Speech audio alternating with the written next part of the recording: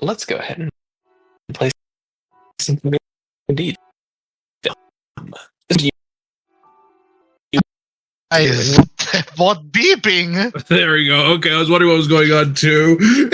It was beeping? Yeah, it was going bop, bop, bop, and then eventually said, "Now recording." That's funny. 88. I think it was trying to get into the system or something. I don't know. Yeah. Star I don't know. roll 8 twice somehow. You rolled 8 twice. Look at you rolling d10s for. Listen, it's the same as a percentile dice. Your character. What is something that you saw in the last year that you think was beautiful?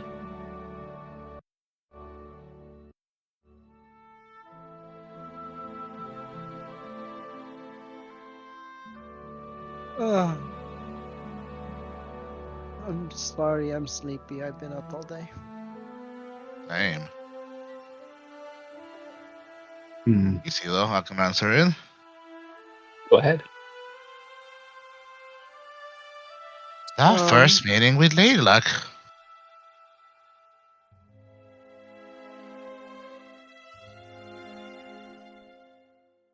Easy answer. Good. What about you, Espen? All right. Well, I would imagine Esmond hasn't been in Waterdeep for over a year yet, so I think it'd probably have Up been to a year. captivated by the sunset over by the dock ward. Assuming that's, well, hold on. Yeah, it would be setting over in the dock ward, right? So you'd be setting it over in the ocean. Sets in the west.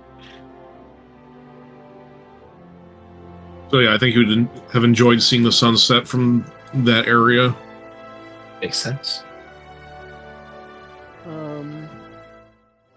don't know. Probably the first time he saw the power of magic from Fireball. Like the true power of like what he can do. Or what is feasible with magic. Okay. You cast Firewall? I didn't cast Fireball, but somebody cast Fireball, and seeing that much raw energy. You can see the explosion though. No, but I saw the outcome. That's There's concerning. There's a beauty to released power. Yes. All right. Thank you very much. Let's roll a d20 for recap. Oh boy, here we go. Oh, true. Almost I know we're having to tell the recap. Well, there's a good chance I will be. Uh-huh. Oh, well, I guess we get to re-roll. Yep. Reroll. Ah. Oh my god.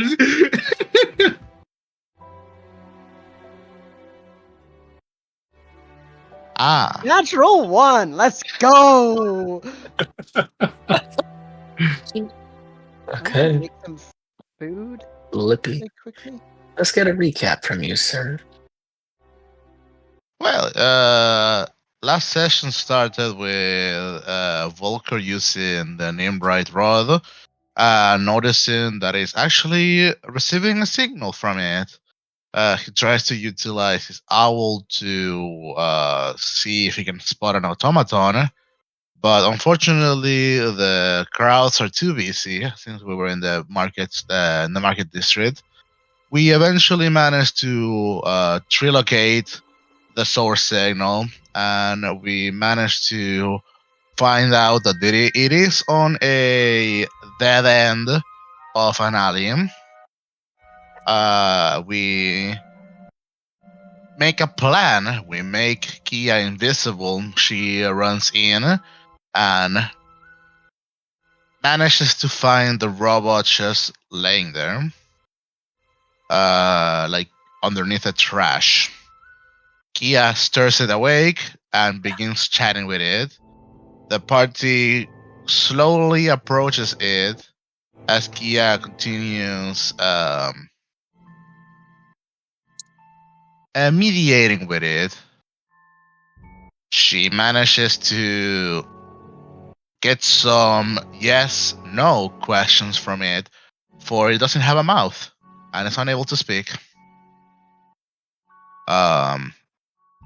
Sven manages to produce an image of Nim and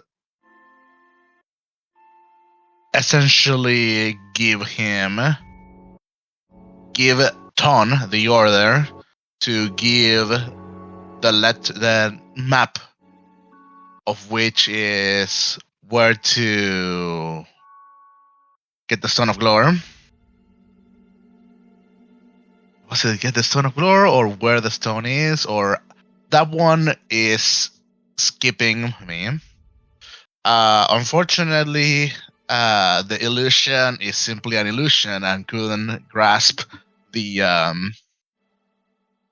paper. So with much effort, Volker, Sven, and Hansen were able to walkie-talkie a mage hand and a minor illusion together very clumsily to grab the note. With that happening, the Ton decides to rest again. The party meets together and decide to have the more tactile approach and convince Ton to follow us instead of outright bashing it to, I guess, they cannot die. They just deactivate. We order it to follow us, and we decide to bring it towards our manor for whatever reason, of which we house him now within our cellar. That is arcane locked. I would also argue no one said anything about why this would be a bad idea, so... It should be implied, but you have low wisdom, so it's okay.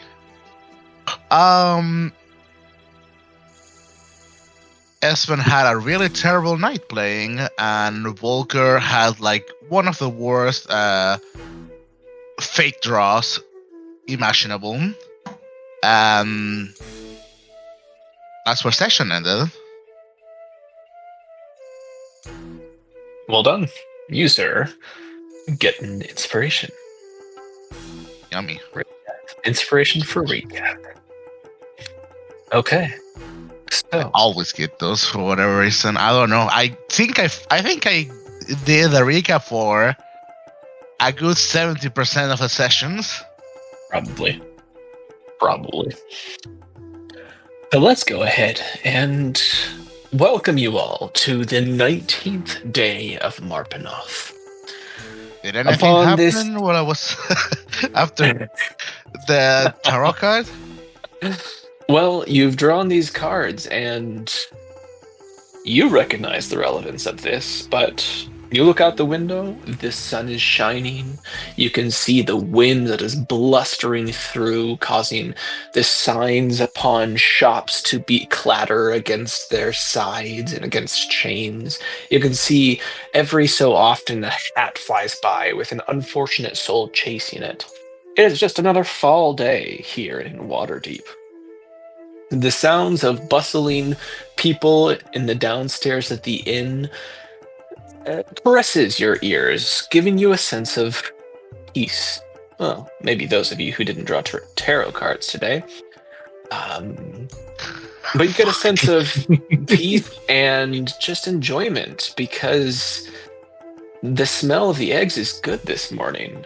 Sounds like the halflings are up to a new recipe. So, The lot of you greet each other as you head downstairs, unless there's something that you want to do before doing so.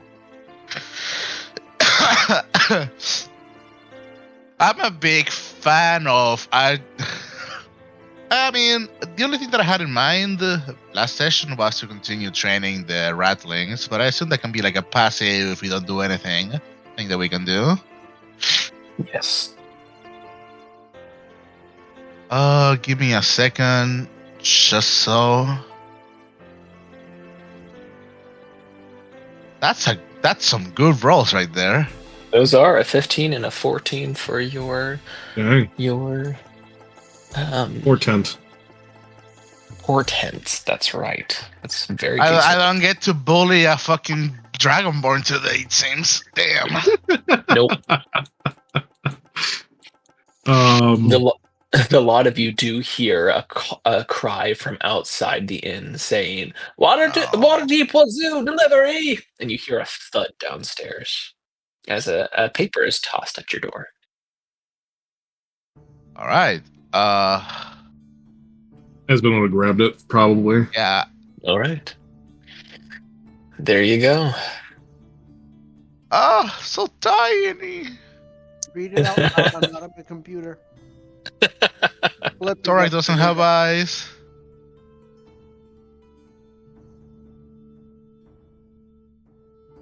I had to read it? I didn't receive the papers.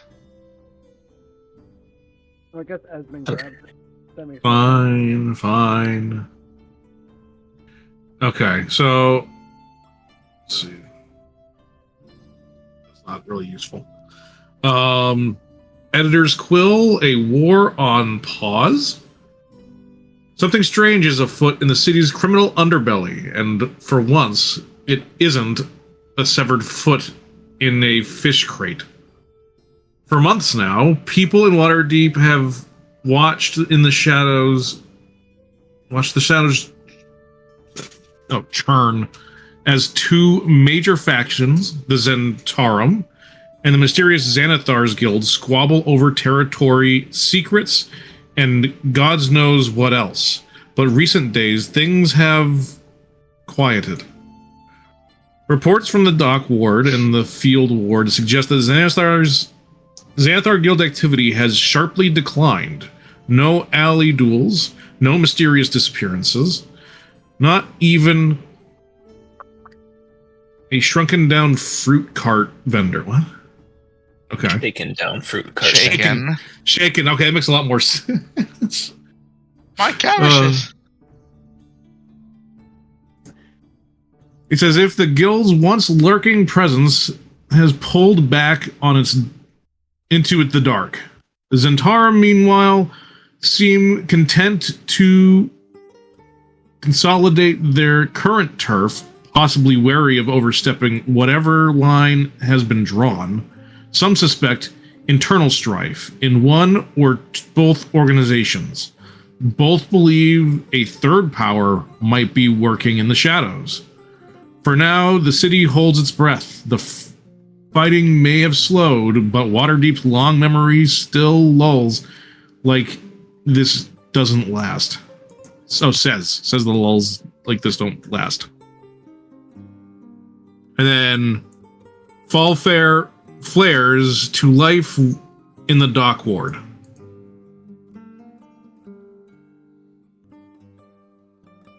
Wazi Nimble Cobble. Yeah, Wazi Nimble Comble, the social scoop. Okay. Bunting, baked apples, bards, and annual Dock Ward Fall Fair returns to the very day with a lineup of music, food, and magic mayhem that promises to warm even the stingiest. Stingiest noble. This text is so small. I got it. You can top right magnify it. Yeah, I'm magnifying it right now. Heading to the festive. Okay. Headlining the festivities is the quintet Generation of Eloquence, making their long-awaited reunion performance after notable hiatus from the tavern circuit. Expect haunting harmonies, bold ballads, and silk skirts. Yeah, silk skirts. Then More silk shirts. No, it says more silk shirts. Yep. Okay.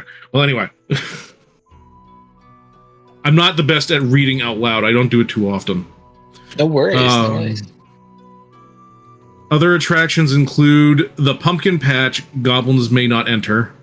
Okay. Oh, Pumpkin Pitch, rather. Goblins may not enter. Beard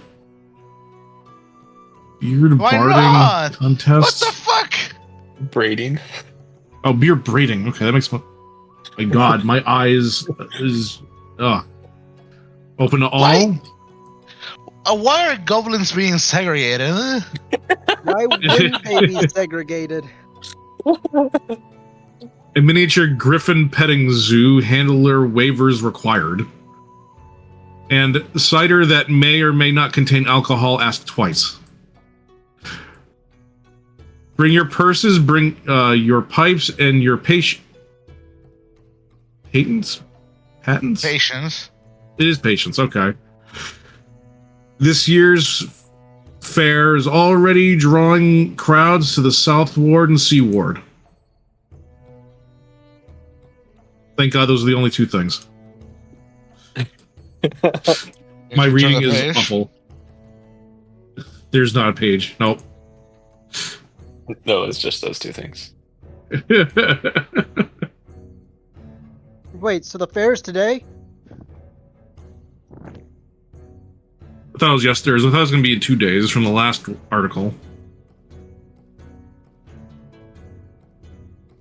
Okay, I guess it's today then. This very day with a lineup of music, food, and magic mayhem.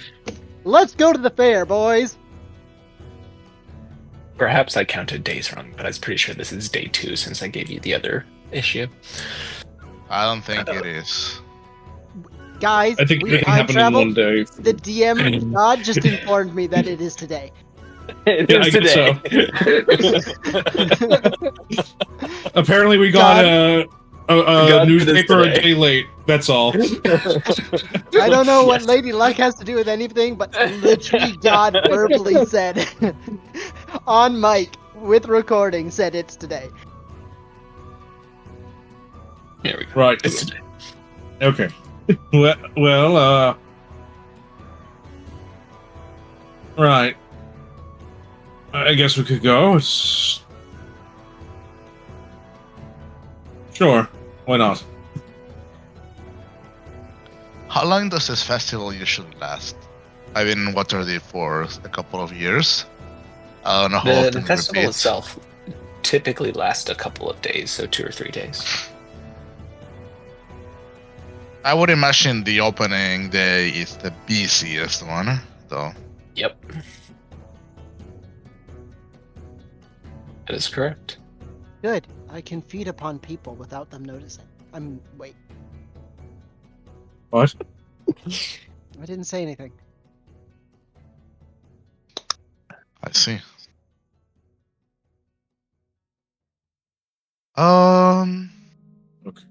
Do Right, I still well- have a craving for runny eggs? Oh, it's cock You- now. It's not that you had a craving for runny eggs. It's more so you genuinely enjoyed them, where previously you had not. Do I still like runny eggs? Yes. I will slurp down a big bowl of runny eggs before I leave. Okay. The eggs prepared this morning is actually the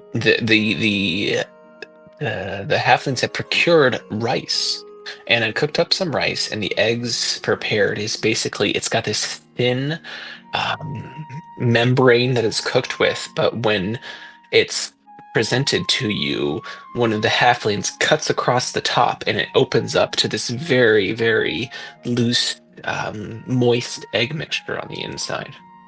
Is it runny or is it more like scrambled eggs? More Colloquially known as omurice. I would like to go try to eat a raw egg and see if I like that more. Okay. You grab what you head to the back, passing some of the halflings working. You grab the egg, crack it open, and just kind of lick it. Tastes really good. Do we get salmonella today, Slurp it boys? up. You And I'll slurp walk it out up. of the. Do I'll they walk out of the pasteurize back them? slurping raw egg. Hmm.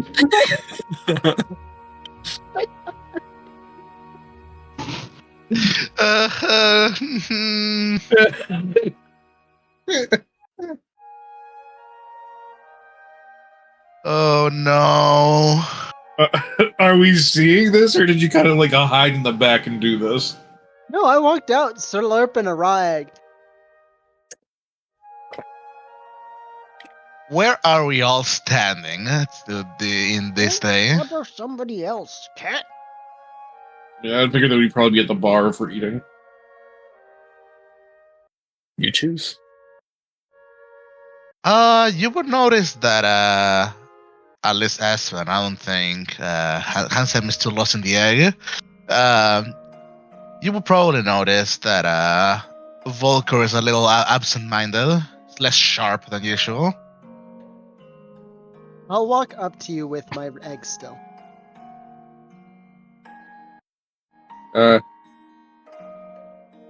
So, Are you both all right today? yep, Stu's great. Uh-huh.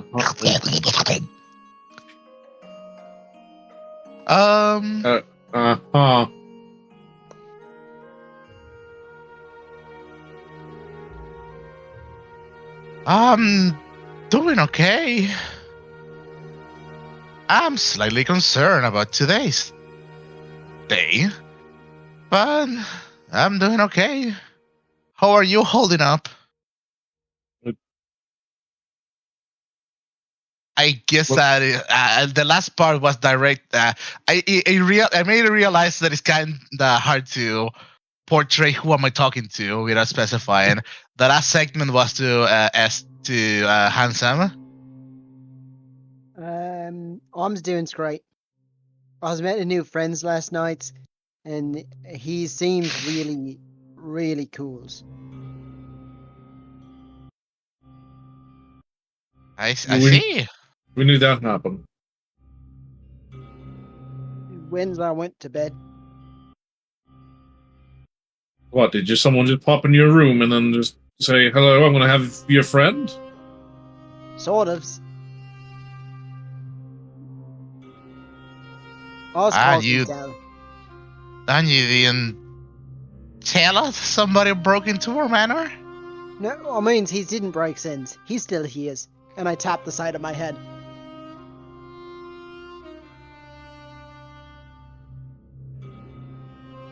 So, you're working with the thing in your head that told you to eat people. No, this one didn't tell me to eat people. His name's Dels. He's nice. He's got powers. Hold on. Now it's a different person. Rollies.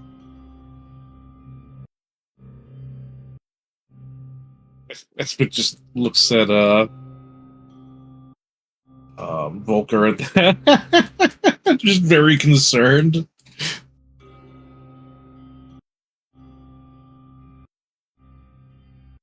I'm not even going to hide it. I'm going to somatic message for you to hear. Sven, I do have the money to bring it to the priest if you need me to.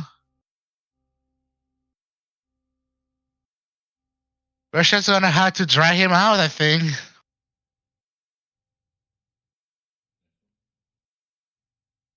Right. So, are you sure everything is fine, Hensam? Yeah, he says we could help. He could help us out if we just gotten some pickle. Uh-huh.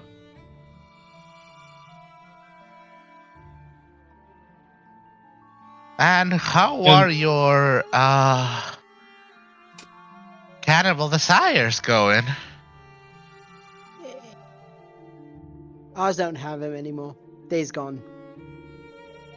I would like to insight check that.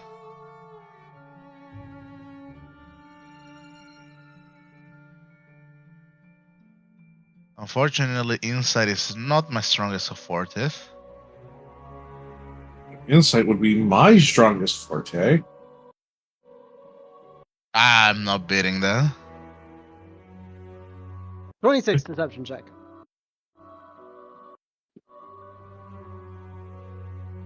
Hey, what's a good try? I appear to be telling the truth. As I'm still slurping a raw egg. How do you portion it for you to not eat it in a whole gulp? Listen, Flippy. You don't understand the mouth of a 3-foot tall person. You are a 7-foot human that eats a trash can of food a day. So there's a potential to portion out smaller eggs. I see. You just simply wouldn't understand. Yeah, I don't often see kids slurping on an egg, so sorry. I see. Well, if you're sure you're okay, guess that's fine. Yep, we's good. It's not that concerning to you that this sounds similar to the person that's staying with your family? No, this one's different. How do you know? Because he's got powers. Lots of powers. And he's gonna teach me stuff. I would imagine somebody that manages to begin your parents for them to give them your will. And lives forever.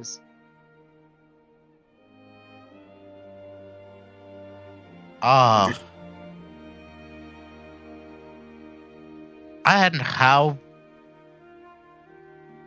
does one do that? I don't know, he didn't tell me yet.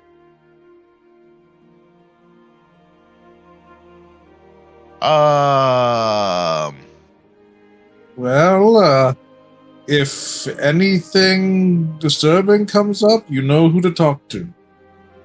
Oz lets you know. Oz all lets Dells know. I prefer it if you at least let us know. What Mr. DM. constitutes concerning? When something seems unright to you. Right. Oz can do that. Mr. DM might be muted because he has not said anything in a hot minute. He is muted. I've been letting you guys talk. Oh, okay. I see. Mr. DM, so any particular would there be something that I could roll to that they're okay, something that promises the power of immortality? Would it be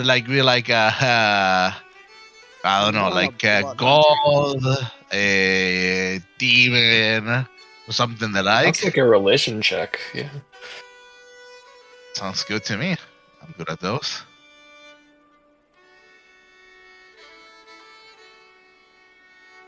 Or I It would start be good if typing my roll- random letters. I'm sorry, I'm cleaning my keyboard while we play. You No can worries. Oh, turn good. it off, can you? I could turn it off, actually. Have we gone through a full week yet with owning this place? Yes, dumbass. Well, have we ever rolled for actual You mean- income yet? Running the place? Yeah. Okay. Owning the place and running it is different. So Yeah. officially running the place, It's every 10 days, so that's the official. Because today is the 7th day of 7th day, running okay. in. Yep. Gotcha. So you guys started on the 12th because that's also when the fireball went off. So it started on the 12th, and so today's the 19th, and yeah, 3 more days. Gotcha. Okay. Somebody sounds desperate for money. Yeah, I wonder why.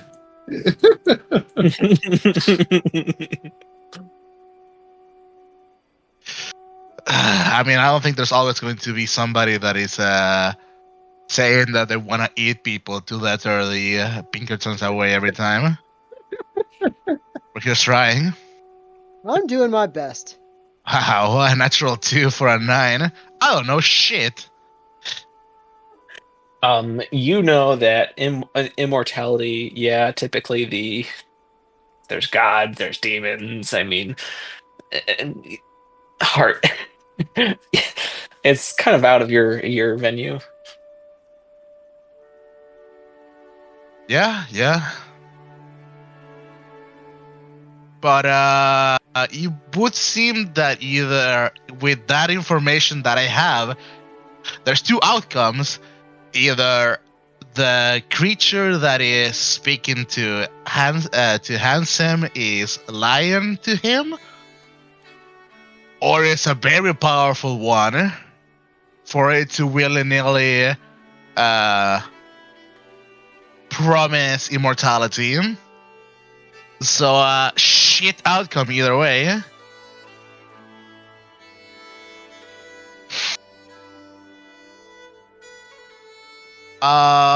Shit. Okay, I would like to, because we didn't last time, study the map that Ton gave us. Absolutely.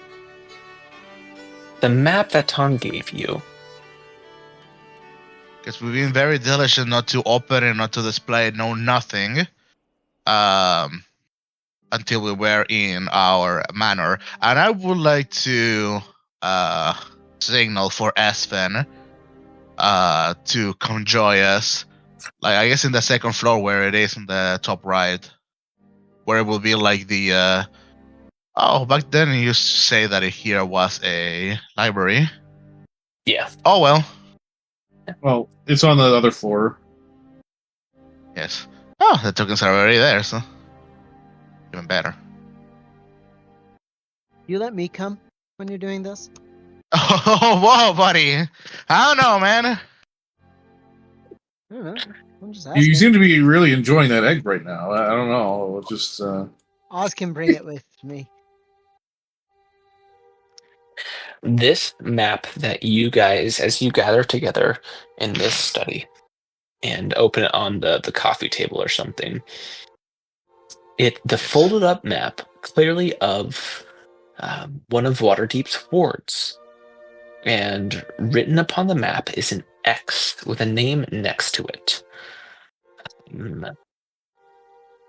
The ward that it depicts, now that you guys get to see a very clear sign of it, is the C ward. How convenient. Yes. Next to the X is written Fenris Storm Castle. I'll put that in chat. Thank you. Isn't the C ward where the fair is? Where's the fair? it is. Yes.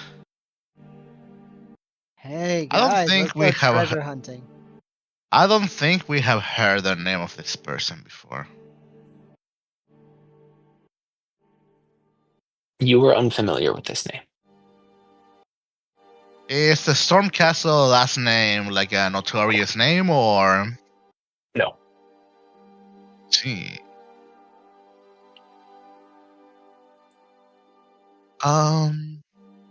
But with how it is designed, the map, you would clearly be able to find the alleyway in which this X indicates. Now my question is, this map indicates the place where the vault is. not where the Stone of Glore is, right? This map does all this map indicates is a map of the seaboard with an X and the name Fenris Stormcastle next to it. Wait, isn't that the lady that we went to previously with Kia? A lady? No. I thought we dropped stuff off or something. I Are you should talking about roll a the check. you're talking about the person that was wearing a mask and then was in a coach at the time? No, we dropped off. Pat, you have to move. I know you grabbed, or was it you or Kia that grabbed like a package and then just dropped it off somewhere? Yeah, but we also went to a place where I met a gnome. Yeah, you're talking about that potion shop or whatever. Yeah. Different place, I presume. Different place.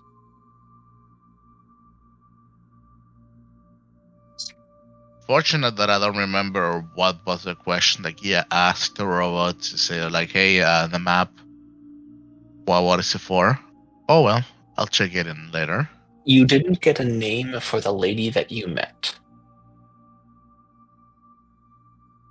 Which lady? And the gnome that you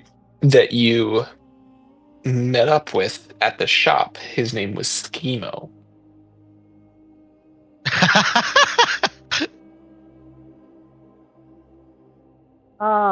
Yeah, never trust a gnome.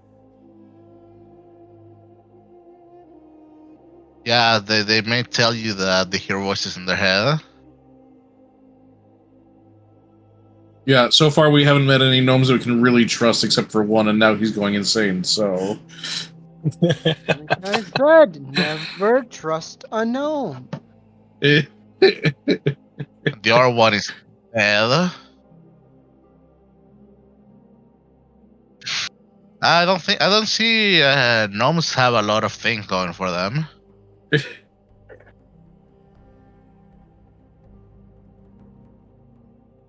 Either they're shady, they're being mind controlled, their mind is slipping. Who knows what could be happening? Or they're dead. My mind isn't slipping. My mind is good as ever. You said that as you sound as muffled as they goes.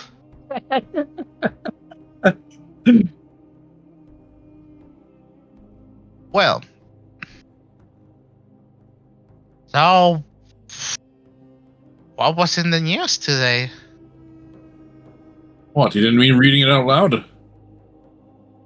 Oh, you read it out loud in canon? Okay. Sure, why not? We have someone here that can't read, so makes sense that I would read it out loud.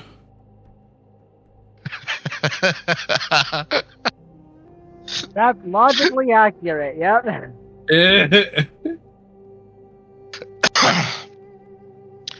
It would seem that the Seaward is going to be busy for the time being. I do not know if that's convenient or a unfortunate thing.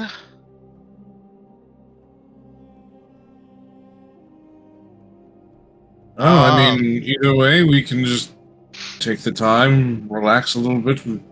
We've been under a lot of stress lately. Maybe we just need a day off.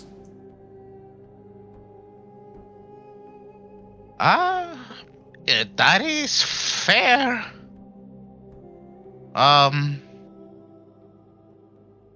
We do still have to wait for Handsome's parents to deliver us the letter. Can For I us to check the continue. mail to see if there's any letter for today? I would imagine No. that Yeah, no mail deliverer has brought any mail to you. what was I saying? My only concern is now that we have one of the problems solved is to identify the person that got away with the stone the gnome had.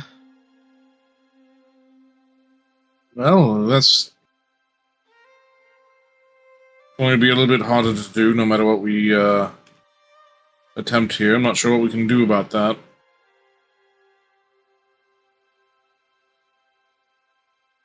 Where we could go to the X on the map and see what's there.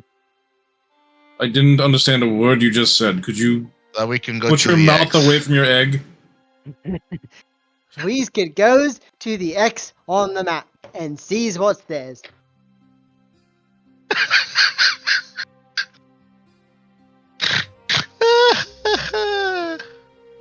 Put your mouth away from the egg.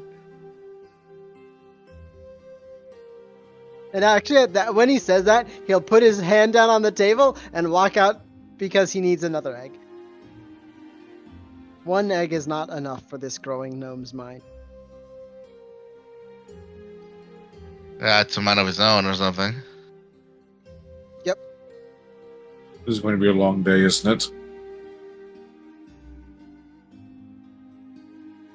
Ain't no rest for the wicked, it seems. Alright, well...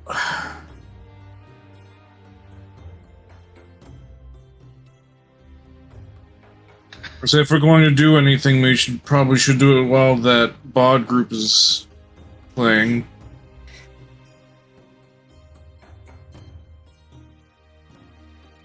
Yeah, We'll probably have the most attention done.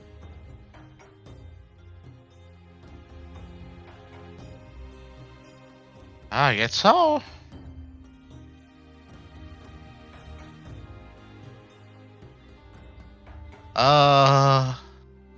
But I would like to prepare myself for the journey today, get some money, and I'm mostly there, ready for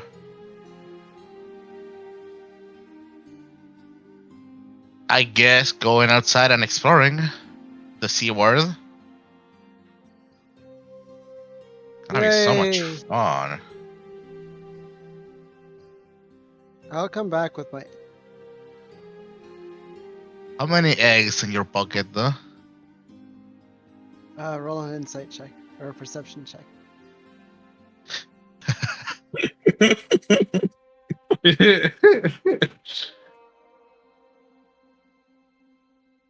Esmond will also go upstairs to dress in a different attire that is a lot more covering of all of his scales at this I point. don't remember. Were you in the basement or in the attic?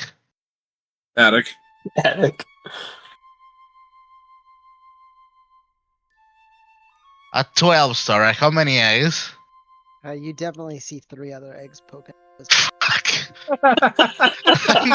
I'm gonna kick you in the pocket. How is the dwarf man doing? The dwarf man is, you can see him, her, disguised, sitting off into the corner. She's got eggs, the new egg dish with rice, which she's barely touched, and a mug of ale while she's reading the Waterdeep Wazoo, flipping through the pages. Reading. And occasionally you'll see, as she looks up after some guests have left, and she walks up, picks up their stuff, and brings it back to the bar. Seems like she's helping out, making sure that her stay here isn't completely unappreciated. I have a question, because I don't know in this particular situation what to roll. We know that it's a disguise. I forgot, was it a disguise self or a disguise kid? Disguise kid. What it would be the roll to see how good the disguise is, how convincing it is? How convincing? Well, investigation? That would be an investigation, yes. Right. I would like to check it out to see how convincing it is, because we are relying on that. Yep. Where the hell is investigation? Kablamo? 26. With you can what to look for, and so you are able to see, okay, I can recognize that the beard doesn't quite match the eyebrows, and the shirt, there's not really chest hair sticking out, not the same level that a male dwarf would have over a female dwarf, but irregardless of that, it is a very well done disguise. As they pass by me, and obviously they're, keeping the place tidy. I'm gonna cast message on them and message and relay to them. I'm not an expert, but I feel like you should carry more chest hair if you are to appear as a male of your kind. Your beard is also detached from your I forgot the word. The sideburners. I forgot what's the word. Sideburn, yeah. Sideburns, yeah. And the sideburn. I'm gonna keep that forever. You hear the response. Thank you. I give it a nod, and I continue my way. Okay.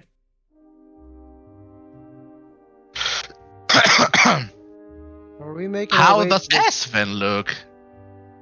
So, Espen at this point is probably wearing like some kind of like big bulky jacket, long sleeves, very high collar. Kind of try to keep his like neck kind of like not as visible. He's probably changed his hat to something that's a little bit less flashy, just to kind of like keep it more mundane. But mostly just kind of like very general wear, while also being long enough to cover most of his body, so that way very little of his scales is showing. How warm is it today? It's cooler for the autumn, and the wind especially makes it so a jacket is actually recommended. How convenient of you!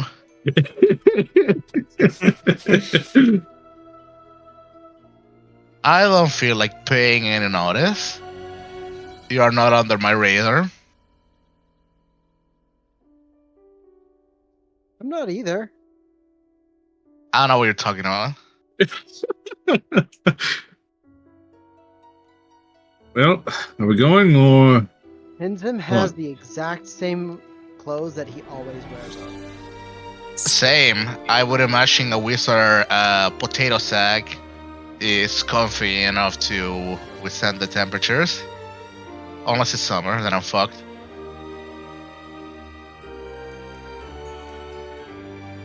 I wasn't gonna say anything, but it's definitely summer, and so you should. Out here. It's autumn. Shh.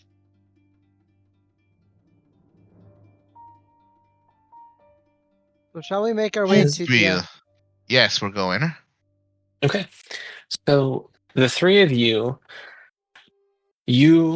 pack your stuff in order to go out for the day, and you leave, leaving Grim and Kia as they stick around to relax a little bit more and enjoy the day. Kia has to make sure the fucking barrels are replenished.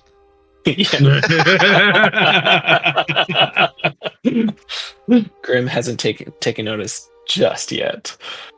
I don't know what Copper is doing. Yeah. But you head off to the Sea Ward about mid-morning now, as you guys are you headed to the festival first? Which is in the way? The X mark or the thing you do?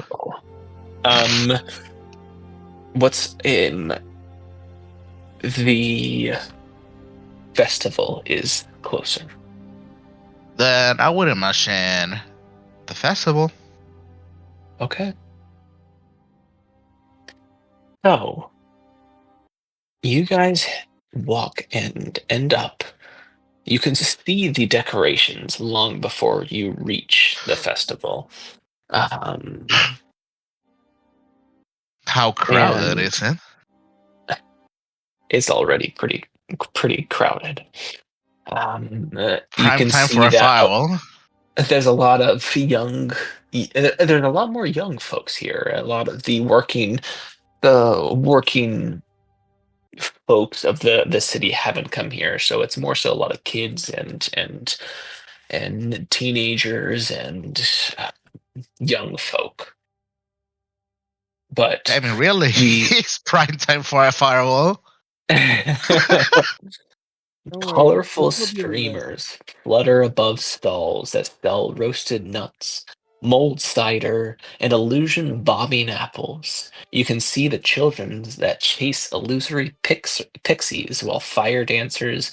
You can see them warming up near stages. You can see folks dressed up in colorful costumes with streamers as they walk across, offering different events. But for the most part, it seems like this festival, whatever large events or major festivities, it'll happen in the evening when the lights are perfect.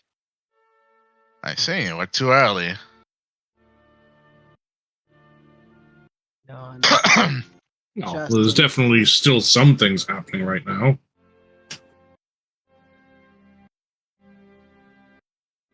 where the flying? There are for The sure suns. things to do. What like are you just looking for random stuff to do, or um, Where are we in relation to the X that marks the spot? X about a 15-minute walk away, 20-minute walk away? I'm gonna lean over to Esben. Right, couldn't you use your things that makes you go invisible? The what? Why do you need? Are you asking me to give that to you right now? No, gives it to yous, and yous go see what's at the X marks the spots.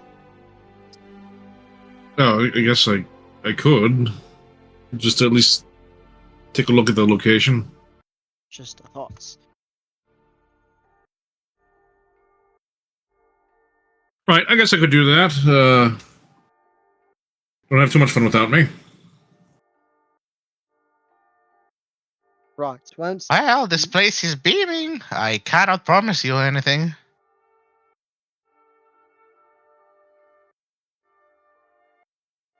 Well, if Okay. if things happen to kick off, things happen to kick off. I guess What are you Esmond planning will. doing? In the meantime, I look at Mr. Dumbass. Alright, find somethings to eat. You I look would there's around. plenty imagine of there's that, I'm sure. plenty. There are definitely snacks being offered, but as you're looking around, you hear "Pie eating contest! Pie eating contest starting in 10 minutes!" It's over. Going to the pie eating contest, and I look at Volker. That's where's we going. I don't think I will stand a chance against you. Knows, but ours could stand a chance against them's. Okay, what? All right. And as I do that, I will reach out with my brain and connect to Volker. Not Volker. Actually, this Yes, Esben. Volker. Esben, yeah. Hold on. It's a little difficult to do this without a keyboard, so hold on just 1 second. I might.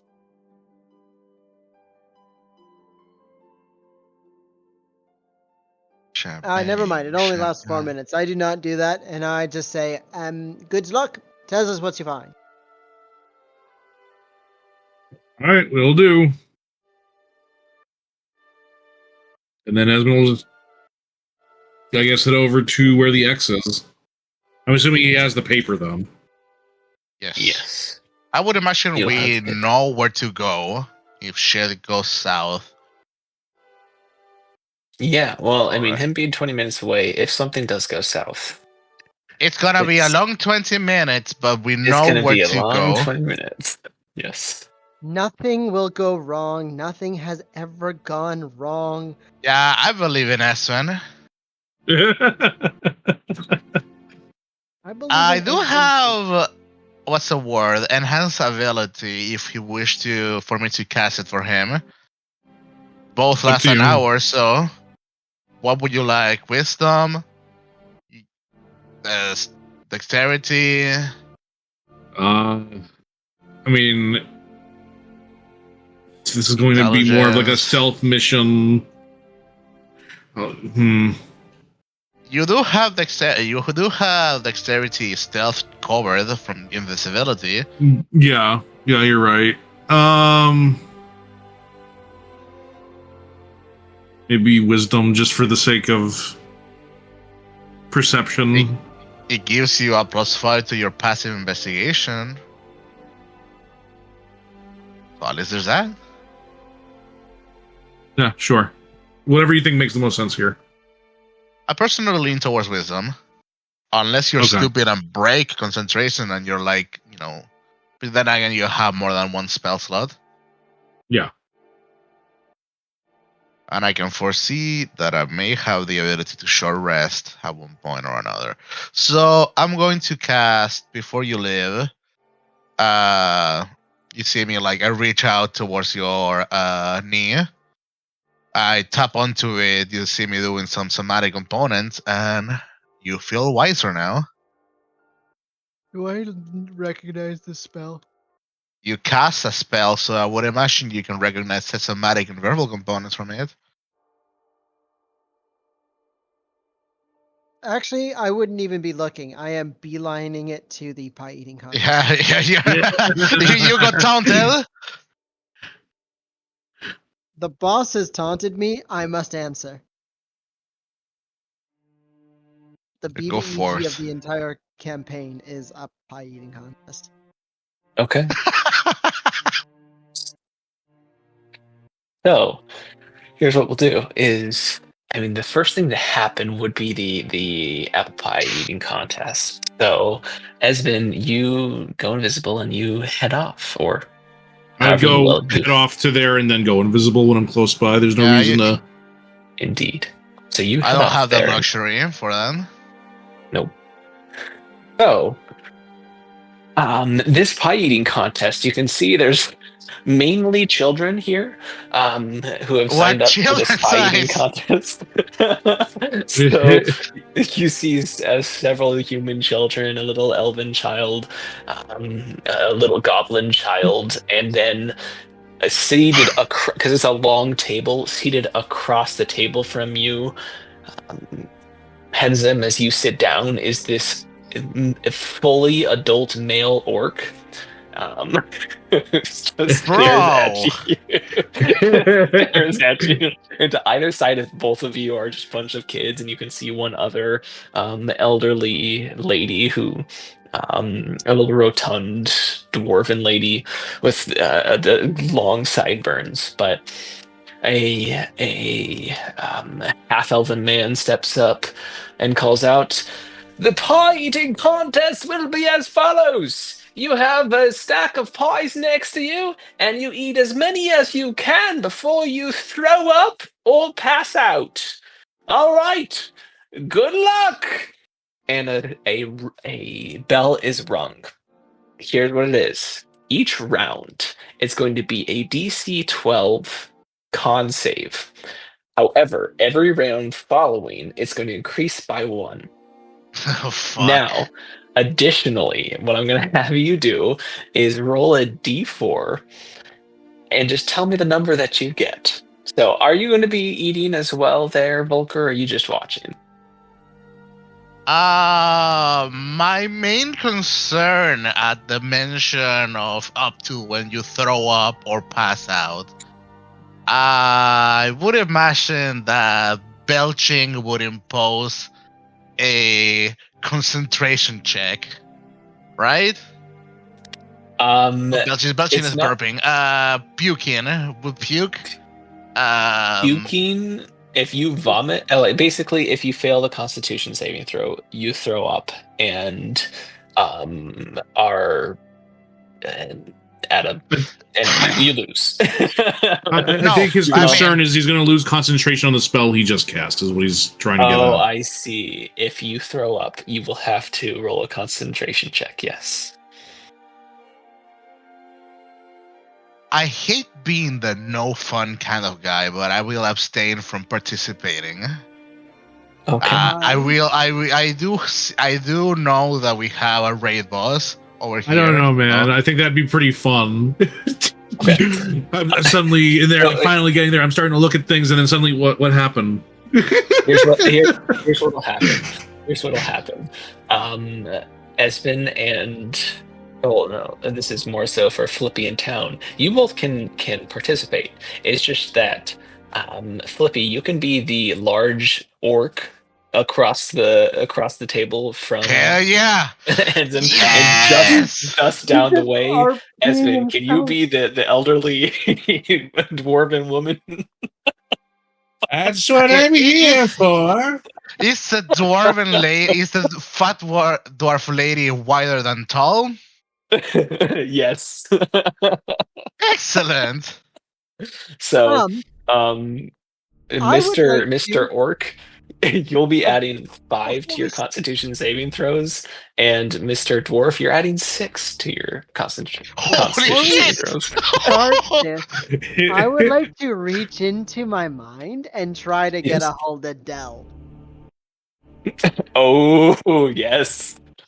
So, This man is cheating. You think What do he you say? cares? Right. Says, Oz know you've been hungry, and Oz can't promise that it's people's, but Oz can eat a lot of pies if he wants to eat pie. Fine. If you have trouble, I'll see what I can do. Right. Oh, And, Bottomless pit. Esmond just Fireball cracks a competition. big smile as he sits down. No.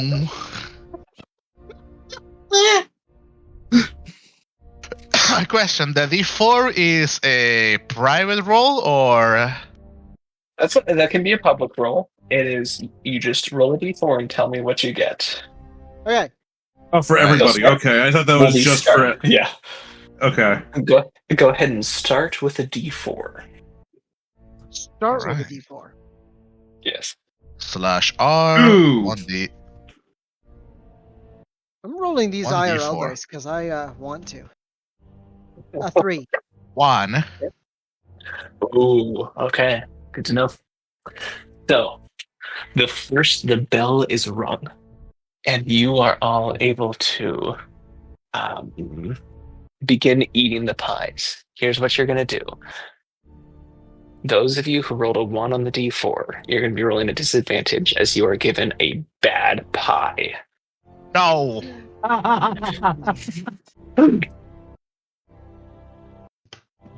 Yay!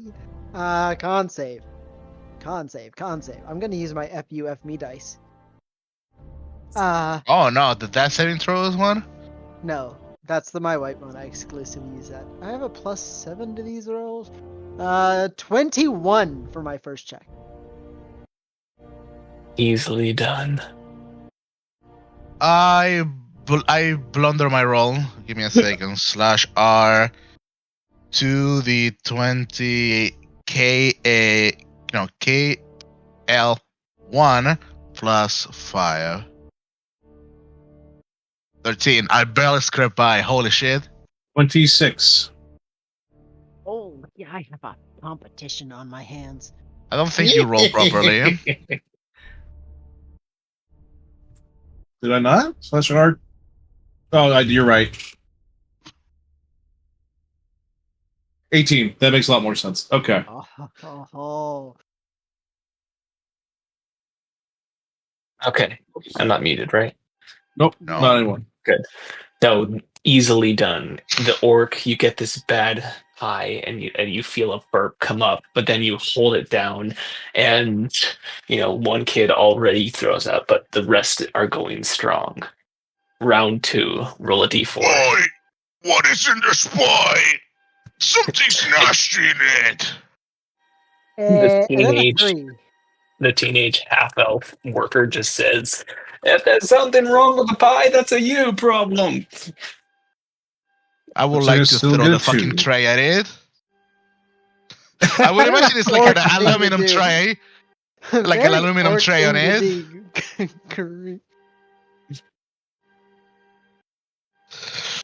Okay. Oh, I had a +4 to the roll. I need to take my dice with me. So the D4 got a 2 from town.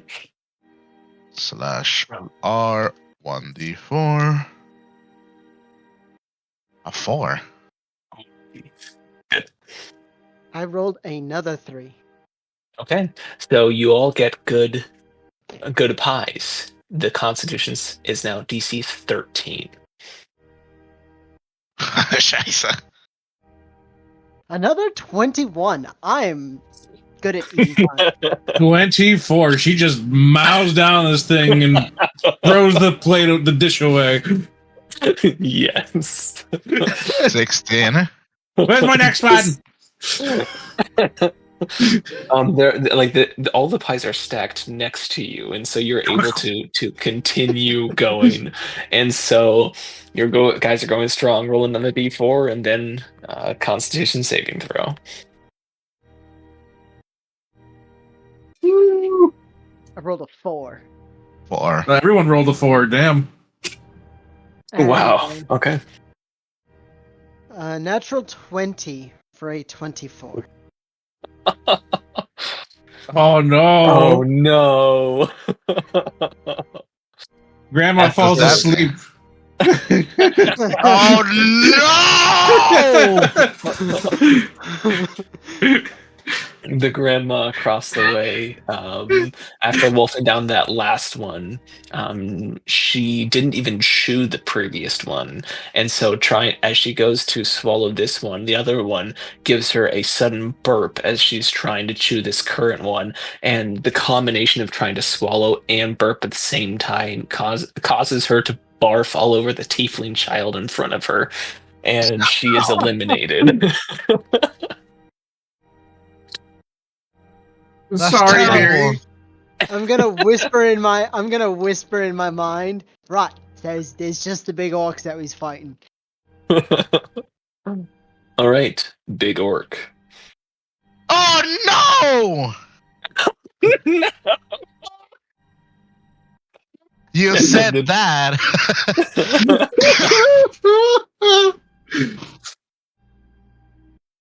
The big orc begins to you can see his neck begin to bulge, Henzim, and you can see the color fade from its gray skin, making it even more pale until he vomits all over the table. Now, question: All right. Of the bad pie. Am I Yes. still hungry? Are you still hungry? Yes, you are still hungry. All right, it's time to eat more pie. Okay. This How are the kids next- doing? Are they getting demolished? most of the kids, although now Henzim, you're up against 3 other children, two little humans, and 1 tiny gnomish boy. All right. So the next DC is DC 15. Okay. So roll a D4 again. A 2. A 2. Okay. Roll me Okay. a Constitution saving throw. Okay. A 3. A Oh seven no! As you eat this, you feel, although you still feel hungry, you recognize your stomach is full. Strange sensation, I know. But as you are trying to eat this and you feel it's not setting right, inside your mind, you hear, "No, do not give up. No." Roll again. Please That's succeed. Succeed. terrifying. 14, 18. 18. You are able to swallow it and get it down, although that one was a tough one. Okay. You see one of the human children vomits and is out. You're up against two more. Roll another d4. Oh, good grief! These kids need to stop eating. Another Okay. 4. All right. I'll Loopy, roll your stop being constitution at the DC table. 16. Oh, that's easy. 22. Okay. 22. You see this gnomish child across the way looks at you, and greedily he's eating his pies. He's keeping up with you. DC 17. Oh, fucking iron stomach gnome kid. Okay. Oh, these two kids are holding up. Oh, this is the end of Wakanda. This is a 1 on the D4. Oh, you get a bad. You can tell it's a bad pie. Now, see, I like raw eggs, so maybe this is gonna work out in my favor. I mean, maybe you can power through it. Yeah. Okay. That- Roll at disadvantage. So we have a 13 and a 17. So 17 D 17. DC 17. So I rolled a 17. You rolled a 17. Well Meets done. it, beats it, right? Meets it, beats it. Uh, You're able to swallow this rotten pie. And D24. Let's see if a kid falls. The last human child falls. It's just you and the gnomish it's- boy. No, DC 18. going, brother. Okay, man. Oh, I can't read that. A 2. I need different. A 2. I You're can't. good. Okay, I'm gonna use a different dice now because. It's over. You lost already. Okay, I'm not using a different dice. Okay. What math? 17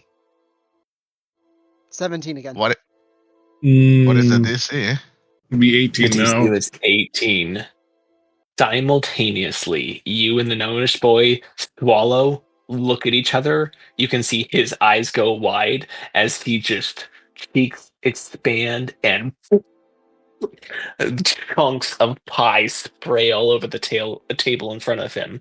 As Okay, who gets the second win first, though? you also I don't know die.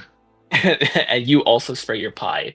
And the half elven teenager who's running this place says, we don't accept ties. One more pie. Try again." Am I still feeling hungry? You are so full, but you still feel hungry. A big smile crosses my face. the Demolish it. Okay. Oh my god. The little boy rolled a nat 17. I rolled a DC 4. 19. Yo, Storak! I rolled a 19 for a 23. You and the little boy both consume a pie, just staring at each other. As the half-elven boy is now, the teenager is now close as he looks down at you two. One of you, keep it down. One of you puke again. DC 20.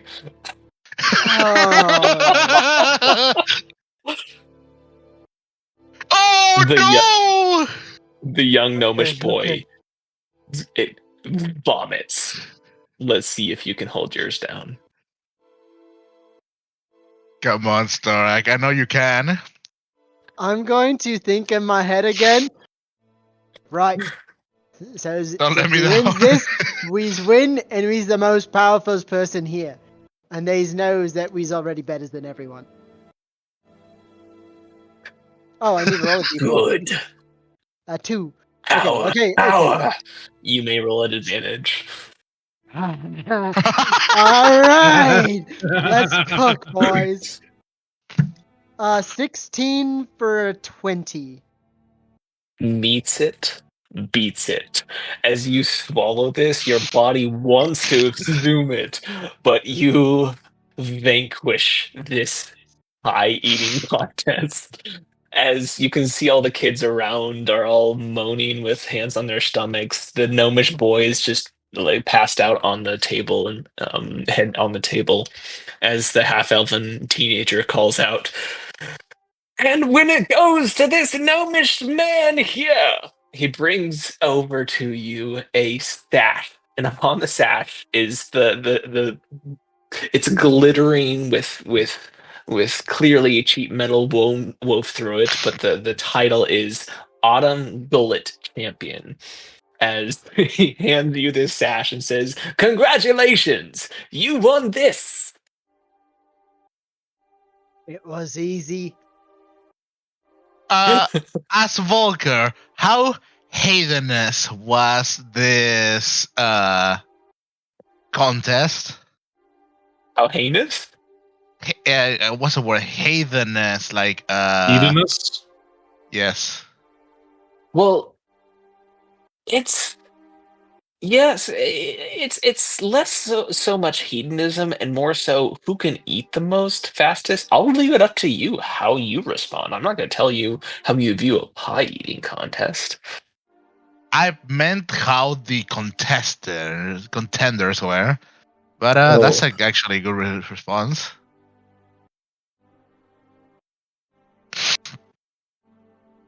I would imagine Volker would find it quite distasteful how much of a gluttonous and wasteful it is to consume that much food unnecessary. I'll walk down to Volker and look at him and go, "Right, I'm still not full." That is concerning. He points at your lower chest area. You may have to clean yourself. There's some puke still there. Prestidigitation away. Okay.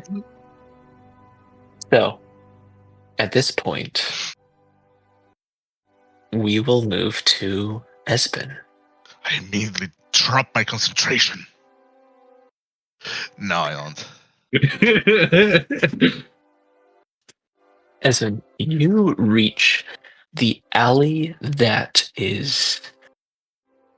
has been pointed out on the map, and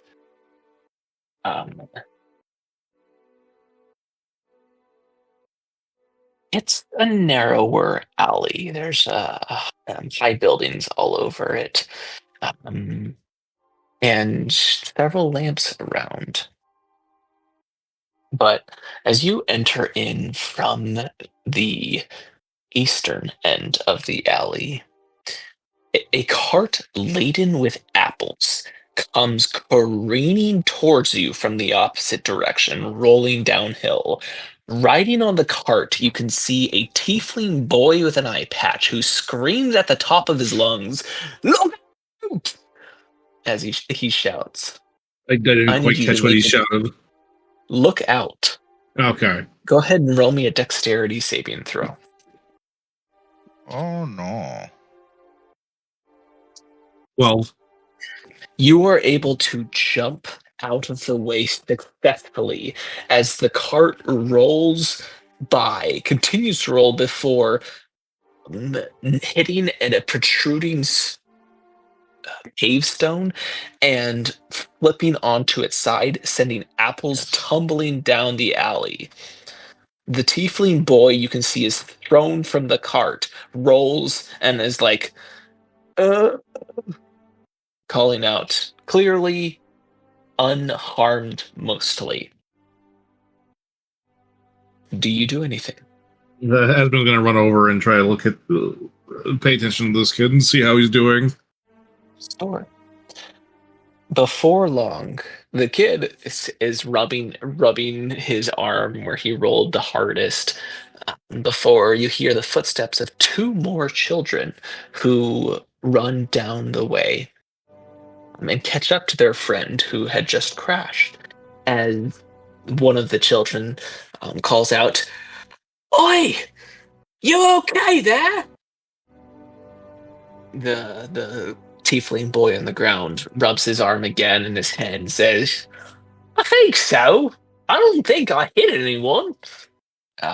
And they begin talking to each other. Do you just observe or continue onward? I mean, Esmond will observe for a bit, just try to make sure the kid's actually okay. He seems to be. He's got that childish invincibility when it comes to rough and tumbleness, and so seems to be quite unharmed. Did you die? Each of them pick up apples and begin chewing on them.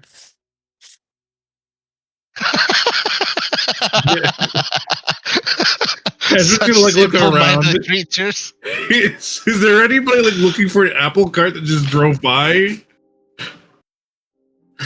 So far, no. What the fuck is happening?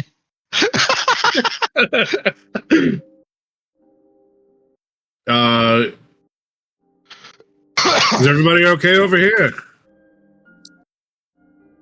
You call out, and the little tiefling boy looks up.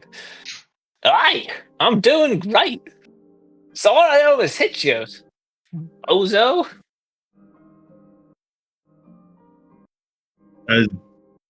It's all right. So you're fine. You're okay. Nothing. Stands up, brushes himself off, picks up an apple, walks up to you, and offers it to you. "This is for your trouble." Esmond will grab the apple and just where did the cart come from? "The cart? From Doofus, we were able to snack it off of him on his lunch break." One of the other kids calls out, "Squidly, don't say that. We didn't steal this." Squidly looks at the girl who spoke to him. "Well, of course we did." And you see the girl put her slap her face with her hand in exasperation.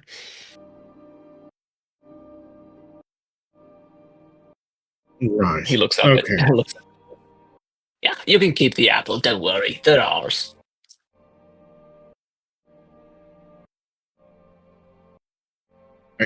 Esmond is gonna just kind of kneel down towards them, just kind of signals for them to kind of circle around. You can the tiefling boy named Squidly approaches, and so does the lanky girl. Also does, but you can see the other boy stays some distance away from you. But as they look at you, "What's up with you? You're not going to kidnap us, are you?" No. And honestly, if I was going to do that, you probably shouldn't be right next to me if that's what your first thought is. You can see the Squidly look up into the air as if he's thinking about it. He looks at you, narrows his eyes, pulls out a miniature, clearly a toy bow, a small bow, and pulls out an arrow. And they are the type of bow and arrow that are purchased and given to children for the holidays and whatnot, unharmful whatsoever. As he cocks the arrow, draws it, points it at your face. "I'd like to see you try." Shoot to kill.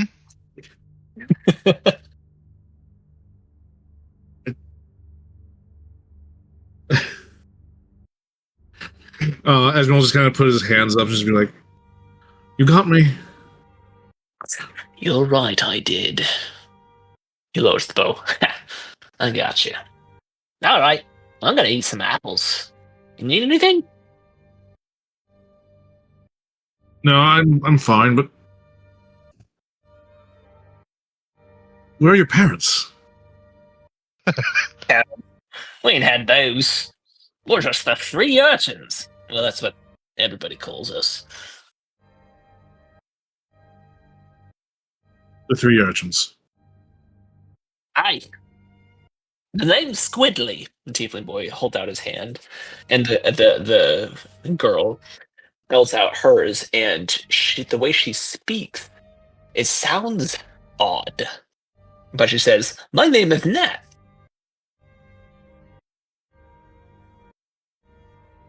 Pleasure to meet the both of you.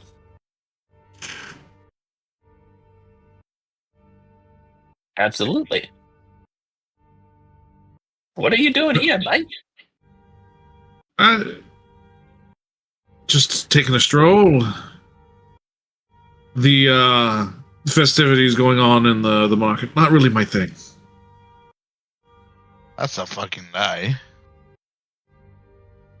Ah, no festival. Maybe we'll go eventually.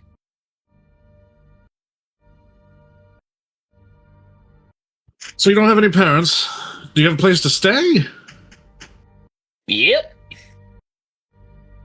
We stay in the alley just down the way. It's safe enough there.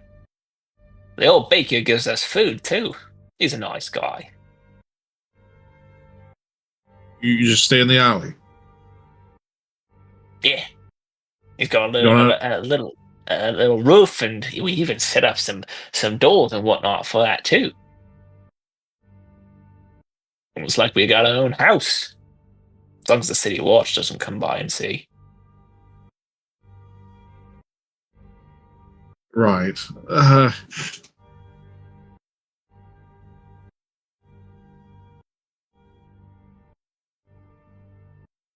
as long as you're all okay.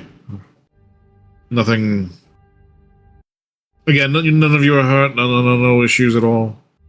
No, sorry. The two of them salute, and the boy in the background gives the thumbs up. All right. Well, you all have a good day. Glad to see you're not hurt. Maybe we'll see each other again. Yes, sir. Good day. Have a good day. So you continue into the alleyway. What are you looking for?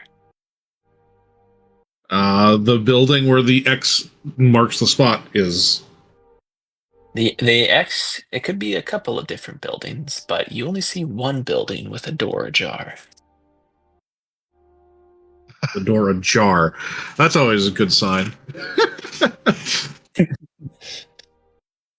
As we're going to look around, see if anyone is looking at him at this point in time.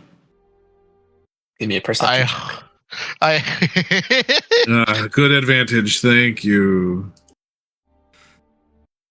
That's what you gave me was the advantage thing, right? Yes, sir. Yes. Okay. 17. Hell yeah, brother. Fuck yeah, 17. man. You keep an eye out, and you don't see anybody. All right. You are free to enter. Time to go invisible. I'm going to cast invisibility on myself now. Okay. You cast invisibility and head into the building. Inside, it is clear as your eyes adjust to the dim light in here that the house has been ransacked. There are dishes and plates strewn across the kitchen. There's furniture that's been upheaved. There are decor that has been smashed against the walls and scratches. And in the kitchen, on the wall, you find a circle with 10 equidistant lines radiating outward from its circumference.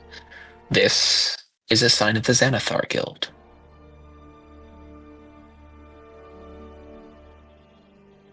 Good. Well, Esmond's gonna just kind of like look around, see if there's anything else that might be out of place in any way, shape, or form. Okay, give me a perception check. Yeah, baby. Nat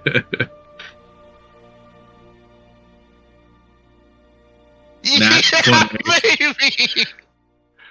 Natural 20. You discover small pools of blood on the kitchen floor that, if you had not taken time to search around, you wouldn't have noticed. And you also discover that the blood on the floor, and turns out the blood that was used on the wall, it's all very fresh. Delicious. And dungeons. Do I see anything that caused the blood? Almost. No. You don't find a body. You don't find a weapon. Is it whether like maybe a scuffle here at all? Was there a scuffle? You do find signs of a scuffle, yes. Okay. By the way, give me a stealth check.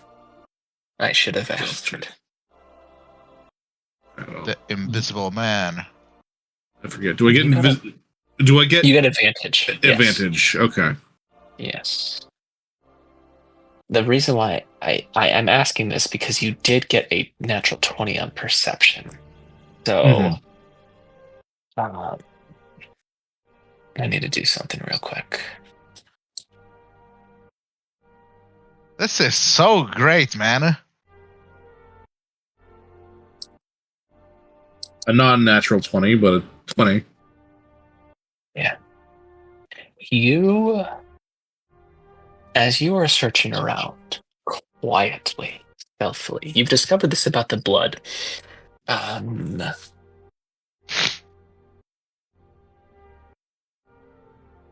But as you enter into the living space, the lazy mid to late morning sun streaming in through a window, you can see, you know how when you look through where sun is shining, there's dust particles that float in the air? Mm-hmm. Yes. You see in the sunlight, up against a far wall, the dust particles are noticeably absent in one humanoid-sized space against the wall. What? AKA someone's invisible right there. Okay. Yes. Nice catch. I see the passive wisdom is working really well for you.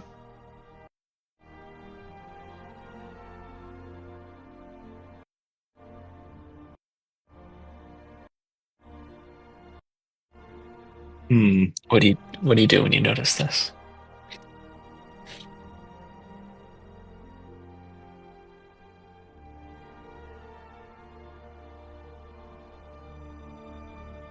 Esbin's going to... Alright, so just trying to think about how to engage with this. Mm-hmm.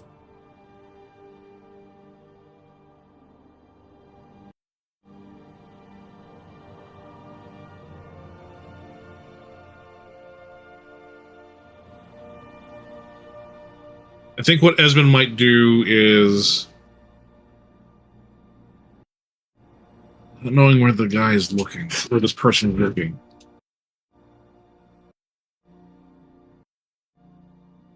This is weird. Okay, so I know what no, I can't do that because it's got verbal. Unfortunately, fair fire. Well, I can't cast spells because invisibility will go away if I cast any spells. Or is it? Well, let me look. Is it any spells at all? Let me just see. It's any spells, I think. Yeah, it's basically using an action to interact with something or casting a spell. So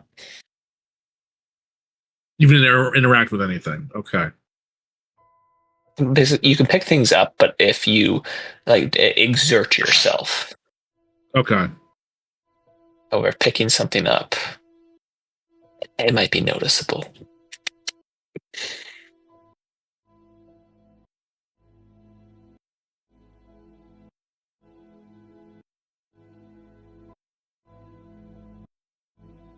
I guess.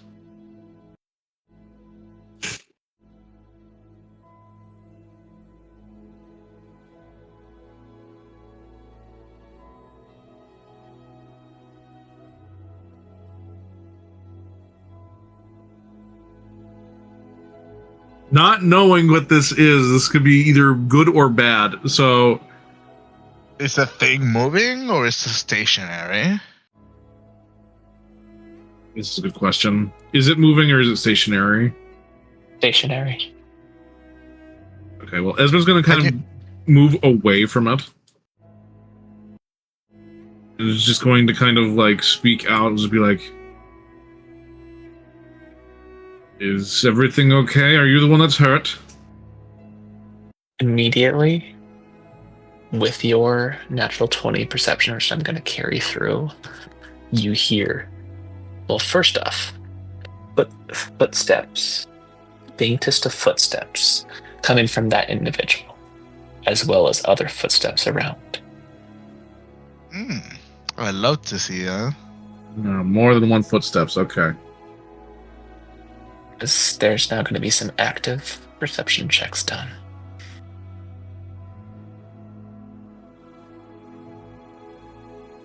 Okay. You hear a low, gravelly voice. Show yourself, lad.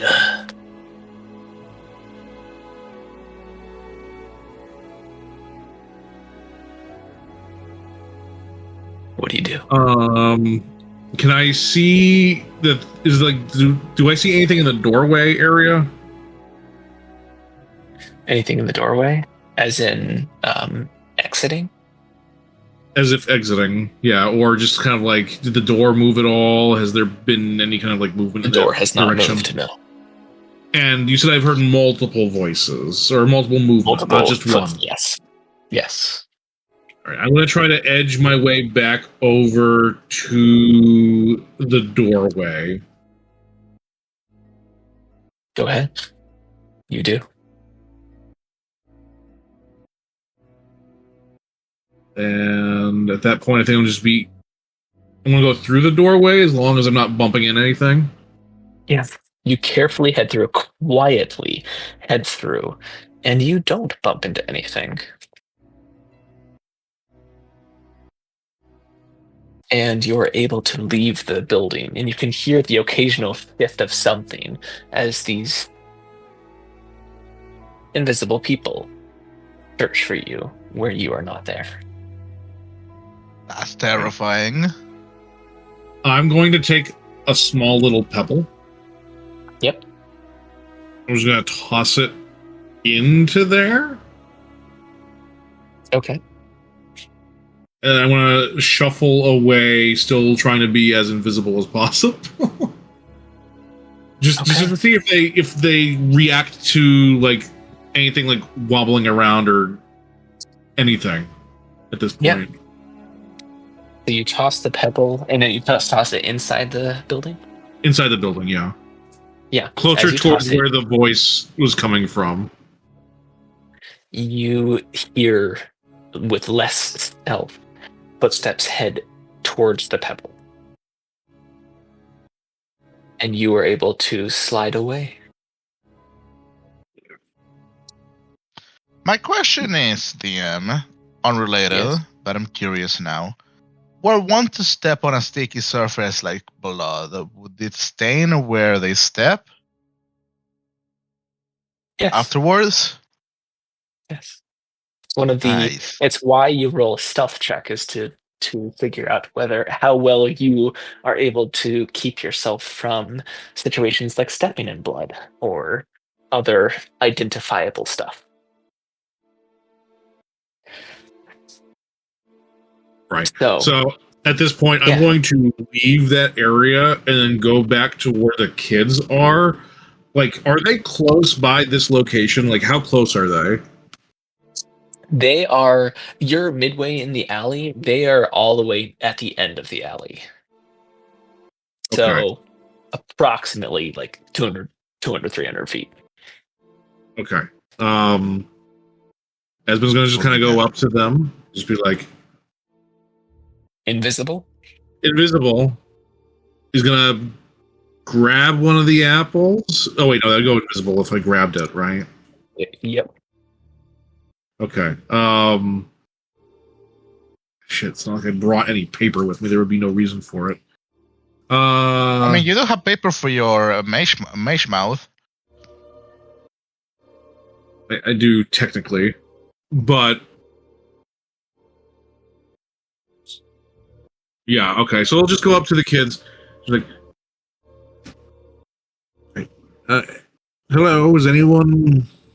I'm right here.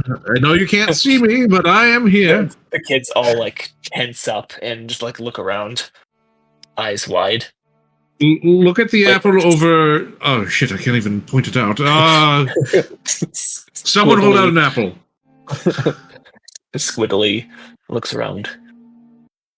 We meeting God now. What? But the girl, as you know, her name is Nat, lifts up an apple, her eyes darting around.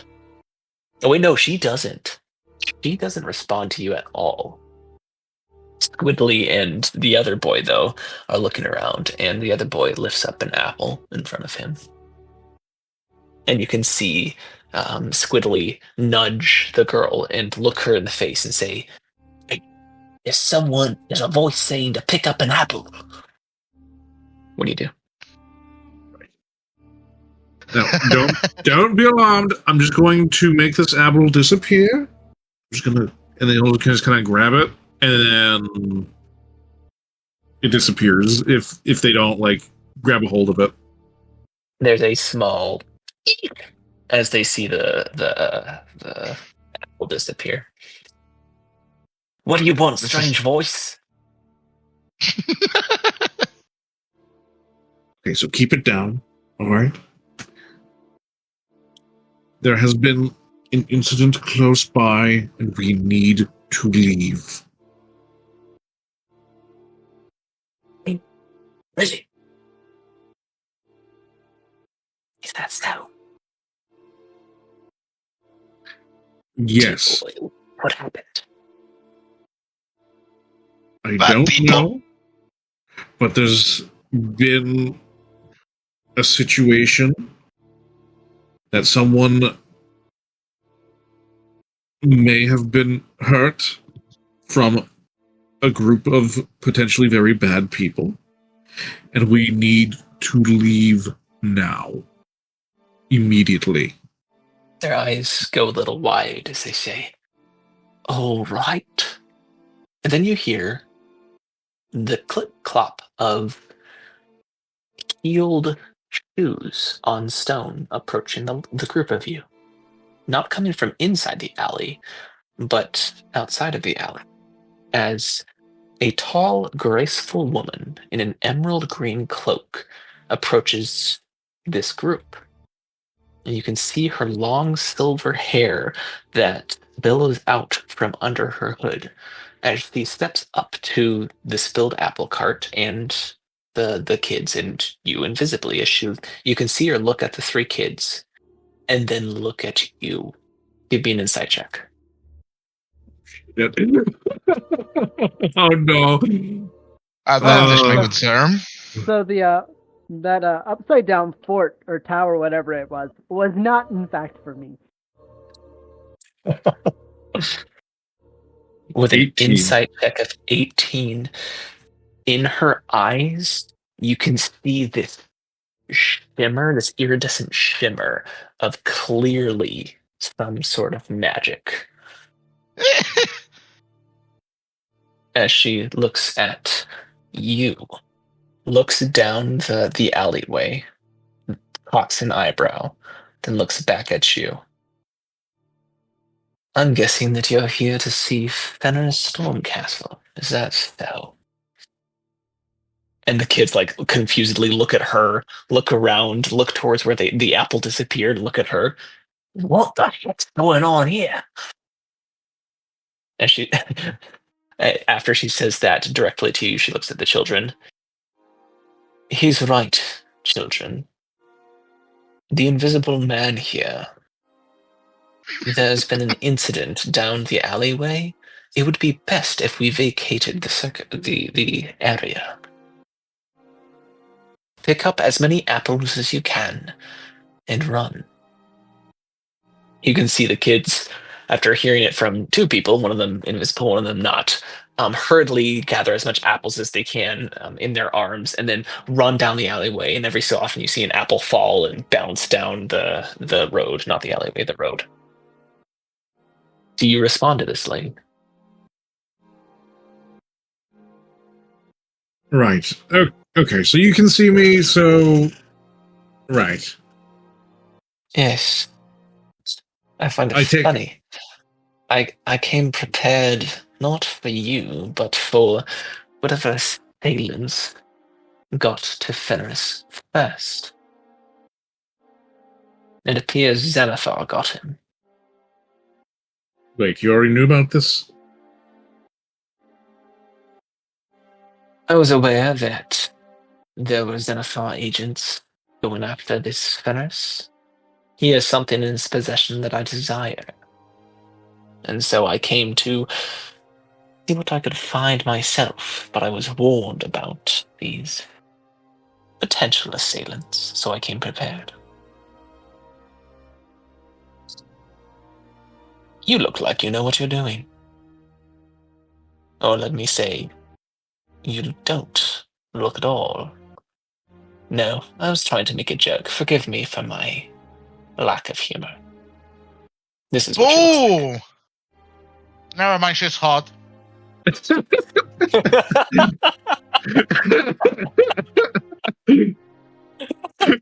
Top 10 things I wish I could unhear from this campaign.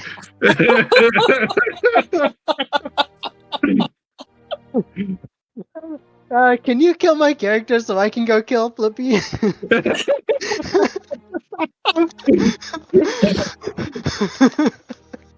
As she steps up and she repeats, as I said, Fenris had something in his possession that I desire. Perhaps you could help me retrieve it. Well, I'd be more than willing to help. I was quite curious about a few things with what was going on in the area myself, and did not expect to see a potential murder scene.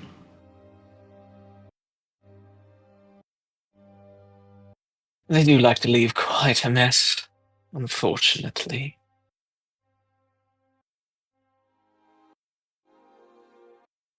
Right. Well, I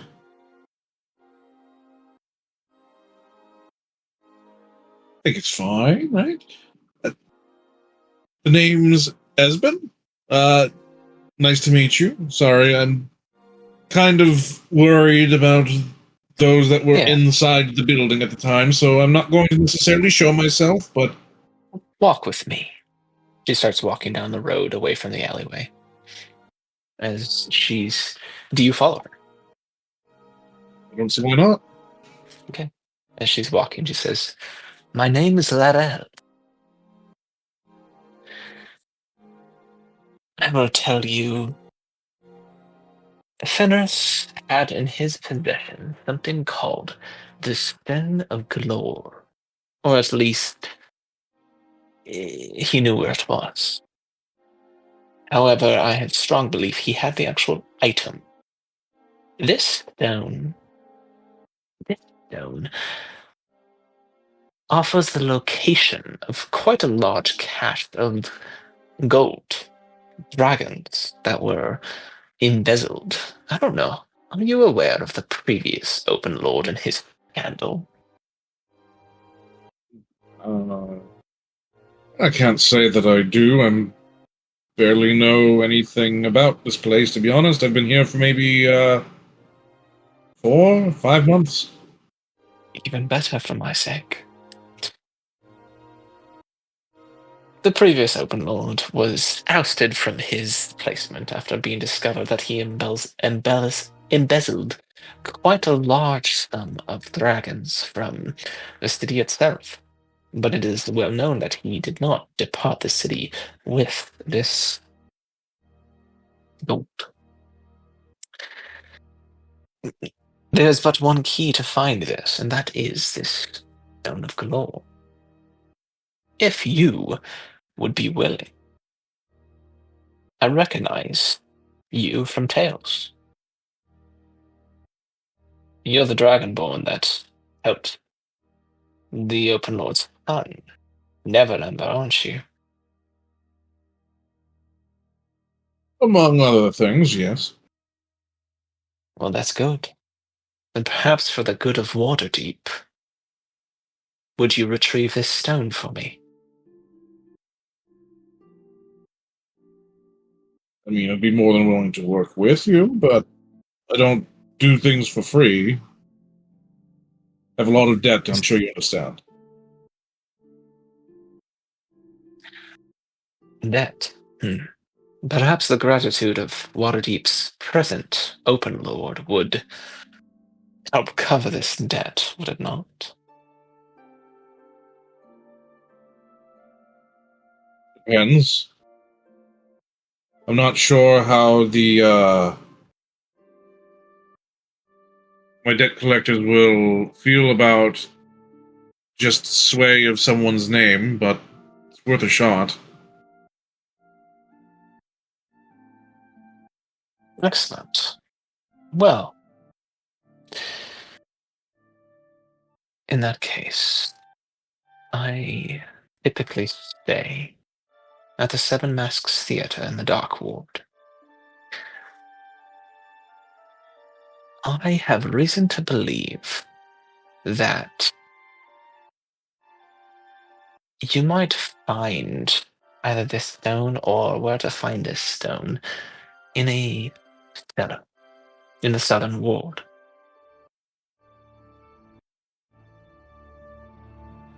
I'm aware of a Xanathar Guild refuge that is within this cellar, that it's possible that the stone would have been taken there.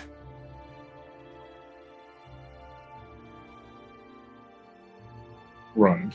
Okay. Well,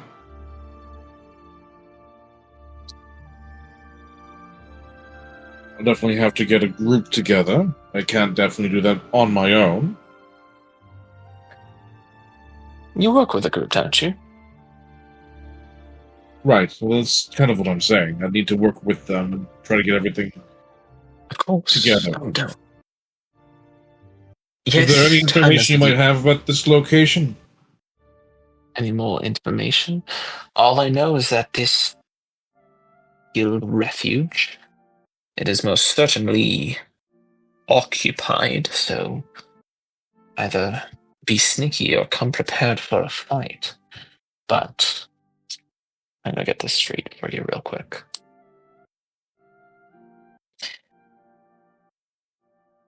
Here we go. This cellar is down in Tillman Lane. You can find it underneath a small cobbler's shop.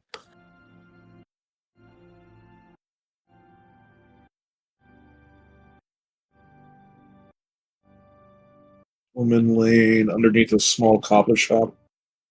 Yes.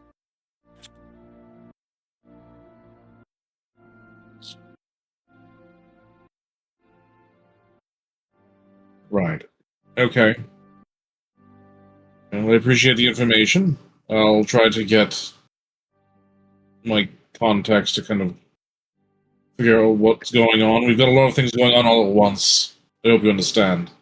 As you say this, incredibly fluidly, she has reached up with what is clearly a very dainty hand and slightly brushes your cheek as she looks up at you, and you can get this scent of this perfume. It's intoxicating perfume. It's not actually intoxicating, but smells really good. She looks up at you and says, "Thank you.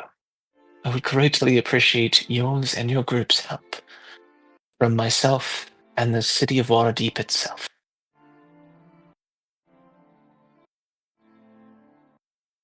And I just have to ask, who exactly do you work for? She smiles slightly. "I work for the Open Lord himself."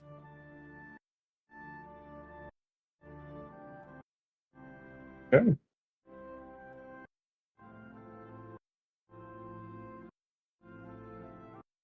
What did you say her name was again? One more time. Laurel. It's in the handout that I shared of her picture. You can get the Oh, spelling okay. there. Yep. Oh, So done. just for a I see. rundown, she said she will be at she'll stay at the Seven Masks Theater in the dock ward, and that if you do find the object, to bring it there. Or information. Seven Masks Theater. Mhm. The Dock World. Okay.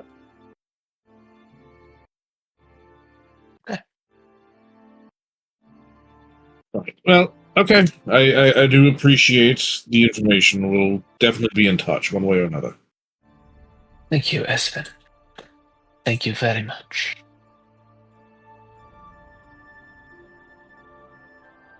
And Esben she will just continues walking. and Esben will continue walking too, and then eventually kind of split off to go back to the celebration. What is it called again? My God, Indeed. my brain. You know what I'm talking about, though. Oh yeah, I do. And so you get back to the fairgrounds, and That's your fine. invisibility is still up. During this time, Mr. Henson and Volker, what have you guys done?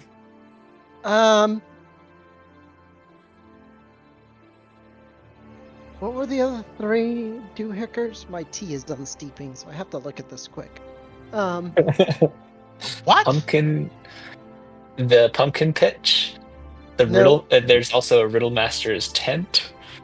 There's a fortune reading. There's I'm a gonna drunken. Yes. elbow Mr. Fortune Teller hard in the ribs and say, let's go see how bad the fortunes is.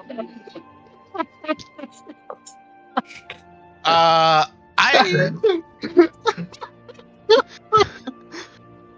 Amazing. well,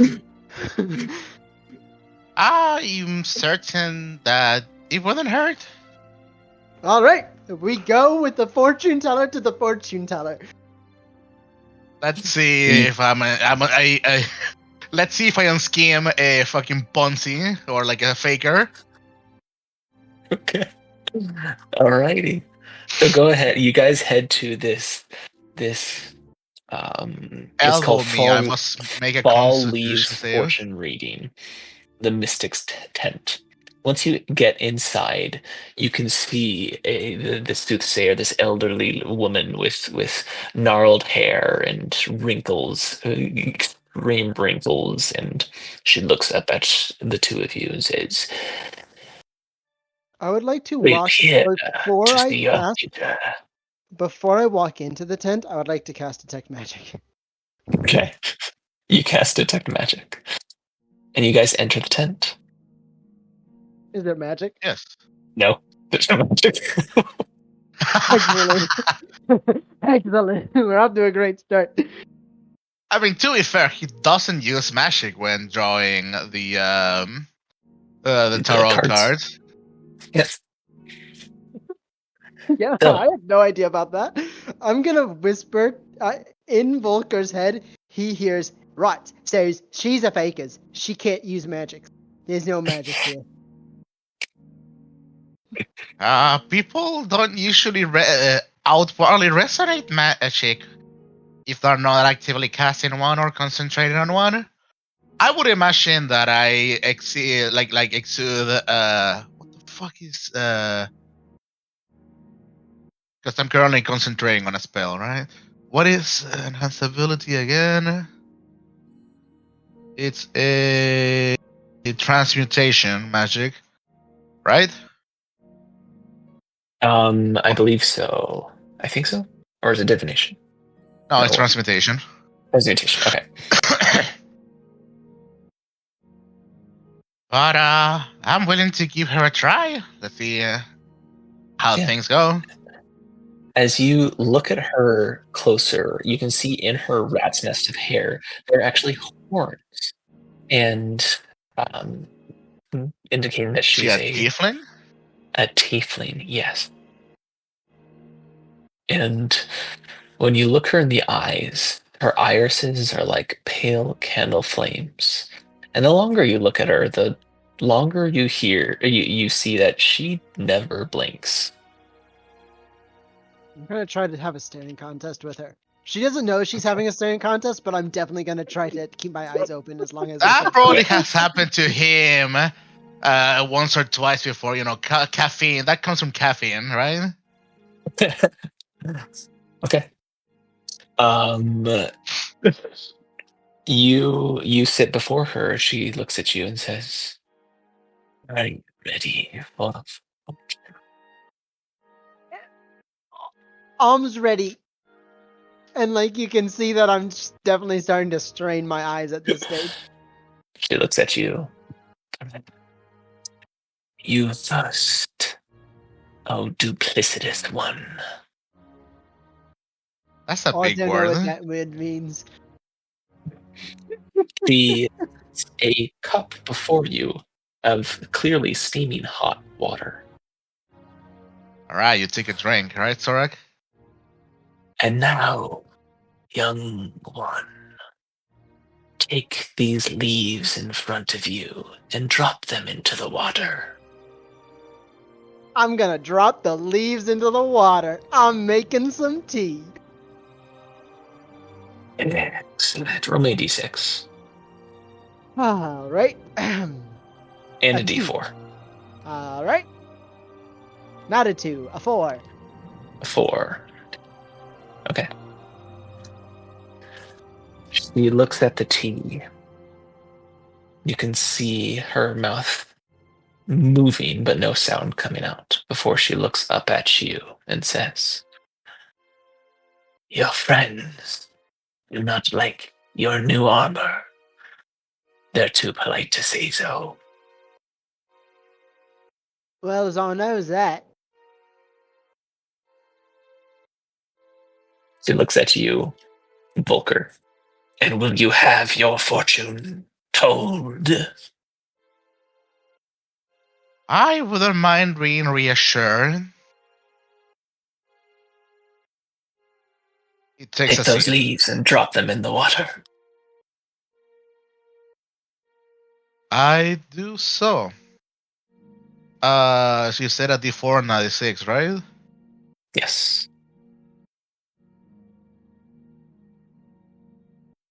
6. Okay. 3 and 3. Okay. Much like She looks Storax down. doing too. She looks down at the tea, watching the leaves move across the surface. And then she looks at you. "You've already died once. You'll figure out when soon." What? She said that to me? No, she said that to Volker.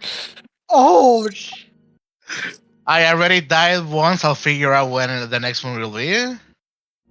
You'll figure So out she's- when soon. I'm gonna look at you and go, right. Sounds like you could use my new friends to live forever. Just saying.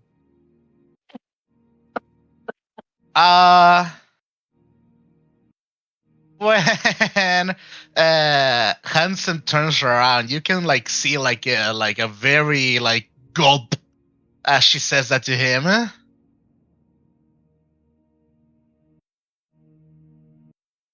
I was not expected for that fate to fall onto me.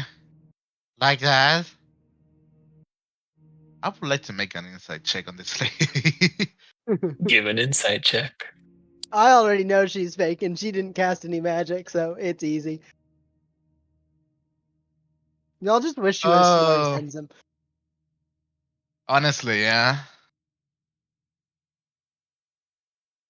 14. She's inscrutable. You look to read her to see if she's faking, and you cannot read any. You cannot read her.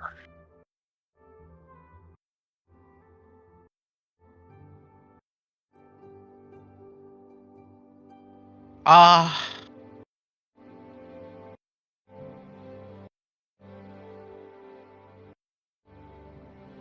I thank you for the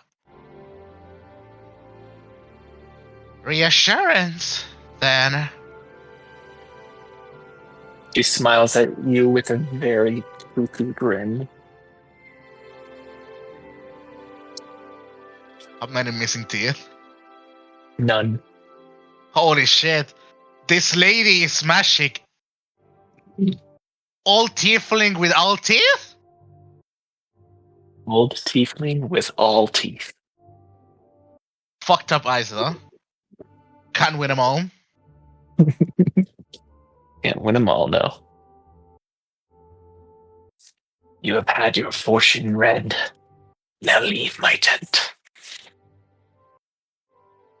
As she decides to sell us some trinkets and bubbles, I would say that My just understand my fate was they don't like my friend. You specifically said that your friends don't like your armor. They just don't want to tell you so. They're too polite to say so. All right. There's more advice than it is fortune, All but yeah. Scratch his head a little bit and go, right. Okay, this is fun, I guess. And walk outside. Volker's freaking out, and Hensum's like, yeah, this guy's a total poser. I'm gonna say it's like, I imagine it's like a caravan tent or something. It's like a little like a shack thingy that she has going on. Volker is gonna keep the facade of like composure after all this, but when we leave the tent, he takes like 2 steps and it's like he is like reaching, like he's like kneeling down, reaching onto his like legs, and it's like winded already. It's like, I did not expect for it to go that bad. What do you mean? She didn't say is nothing. The cards that I drew today, they were not good either. Oh, so you's like actually gonna die, maybe? You can see like Volker is like really pale at the moment. Osgood tries to introduce you to Dells if you're interested. Gonna look up to you, like it's like, I'd rather not. I'm gonna try reaching out to him, to my friend in my head. You go, right. Mhm. So, when she's telling the truth, is she actually a soothsayer? Soothsayers? The voice inside your head says, well, you are able to read her mind, are you not? This guy's smart. I'm gonna reach out with the You're a text box. fucking dumbass,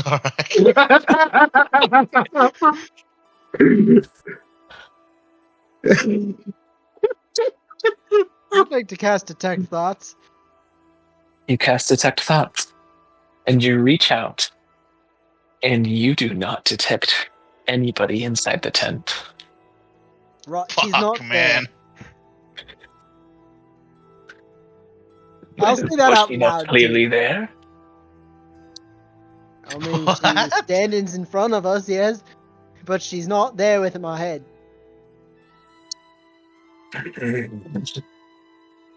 Powerful magic. But she's more powerful, right? She has the mind blank thingy then, right? Fuck! But she's more powerful, right? That's how that goes. Yes. Right. We could reach that power.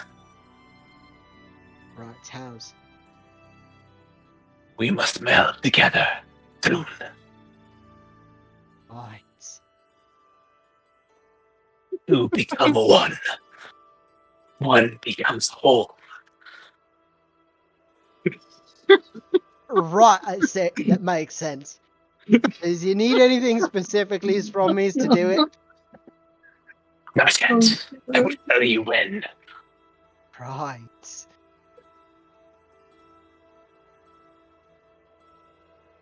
And I'll look back at as Volker and be like, right, so she's not there. I just don't know what she's on about. She's not there. It was fakes. At this point, Ezra walks up. Well, as Henzim has a very excited looking grin on his face, like he just got told really good information, and Volker's having a panic attack. Right, I'm assuming it's over an hour since Yeah, we'll say his it's over invisibly's an hour. gone. Okay. Yeah. Just guess. What's going on? Everything okay? Well, Oz just got told that Oz need to become one with the persons in my head, and Volker's got told that he was already died. It just doesn't know when's yet. Wait. Hold. Whoa. Okay. You need to become one with the person. Yeah, so he can be ultimate powerful. All powerful. Are you sure about this? Yes. Absolutely. I just don't know about the Volker's dying thing. That was a little strange because she's not in the tents no more. So I just don't know what that's about. But he's having a panic attack. So I guess he's dying. No, sorry. I guess he's already died. He just don't know when's yet. It's just gonna look at Volker.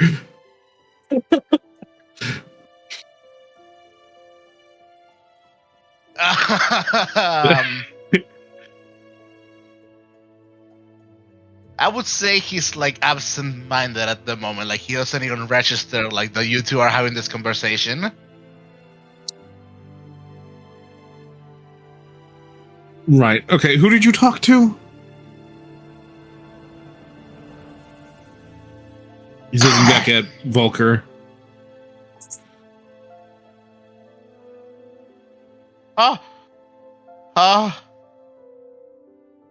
And he nudges he's looked towards the back towards the tent. Okay. Even before that tent disappears. Espen will just, I guess, go through the tent if that's all he's gonna get. So you enter the tent and you see the same sight, and something I didn't mention to the other two, but it smells like dried lavender and sulfur in here. Oh. But you are met with this elderly tiefling with eyes that never blink as she looks at you. Can you tell me what the hell just happened?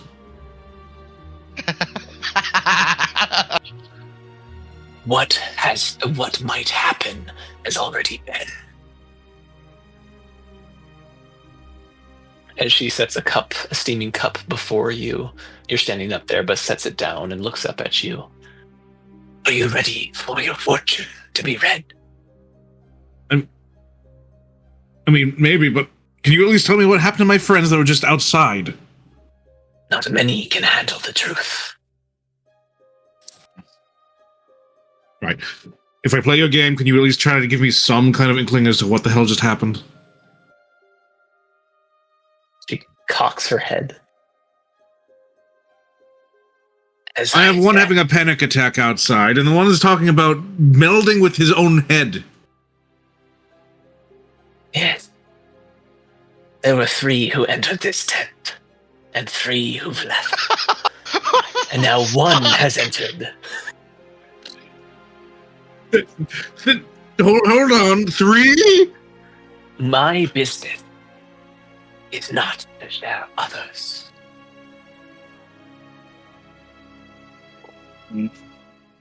All right. Can I hear Esmond's inside thoughts right now? What is his surface level thoughts saying right now? I don't know. Can you hear me through the tent after?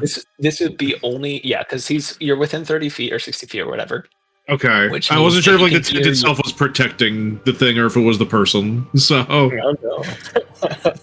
Someday somebody will roll the Arcana to fizzle the spell. okay, well, if you're hearing the surface level thoughts of Esmond right now, he's just like,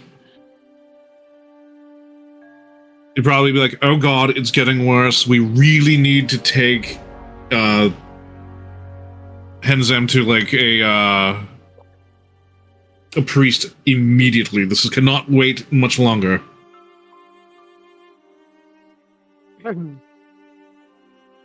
Osdown much appreciates that. You hearing your... Oh, I can't see you. Never mind.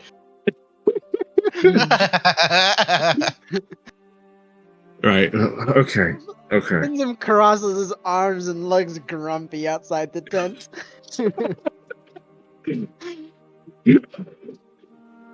Fine. You wish your future to be stated.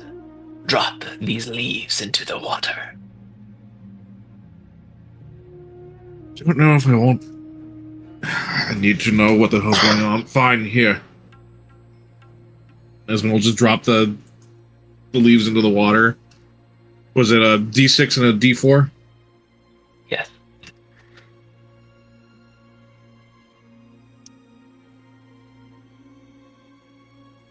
Another 6. Roll me again. Roll it again. Okay. 8. Okay.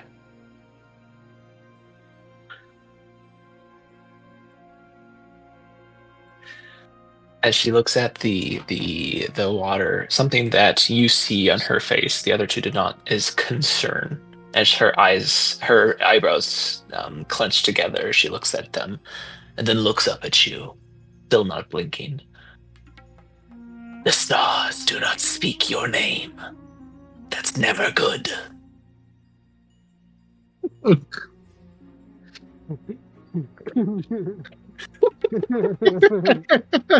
guess you're not famous enough. She sets the tea to the side and says, "Take that as you will."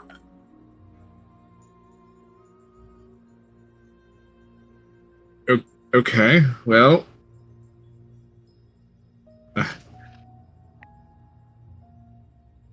I appreciate your time.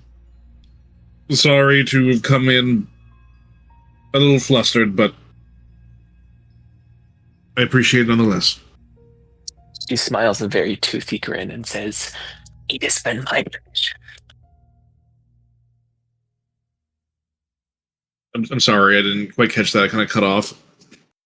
She smiles a very toothy grin and says, It has been my pleasure." Oh, okay. As we'll just kind of leave the tent and just be like, and look at, oh my God. I'm getting the names all confused. Henzam. He's going to look at Henzam.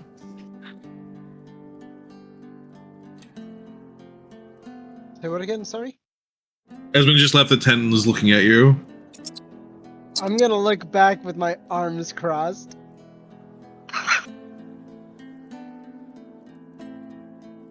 What's with the look? Osdown think you likes my friends. My new friend. No, of In your head, course Vincent. not. He cannot be trusted.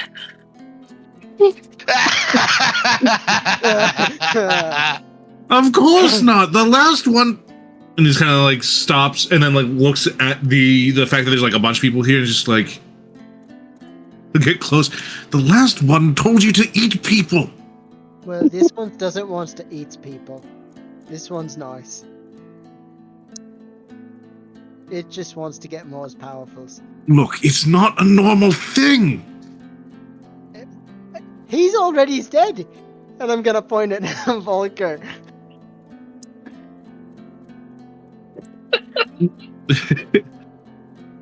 It's not Look. normal for people not to be walking around when they're supposed to be dead.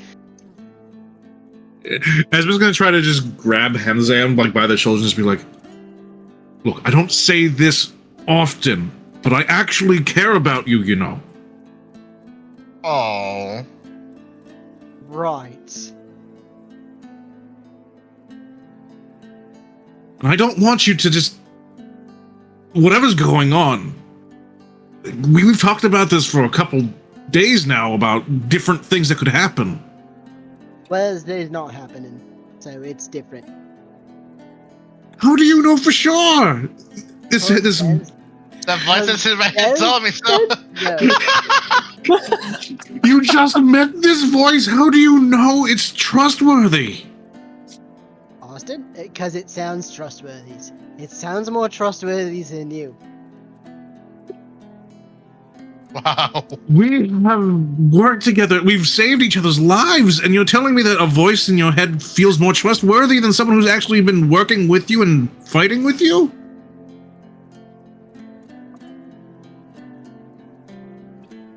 He's got a point there. But he is not a part of you. I'm looking out for us. It's really hard to have two conversations at the same time. Are you saying that out loud or just in your head? I'm gonna say that out loud.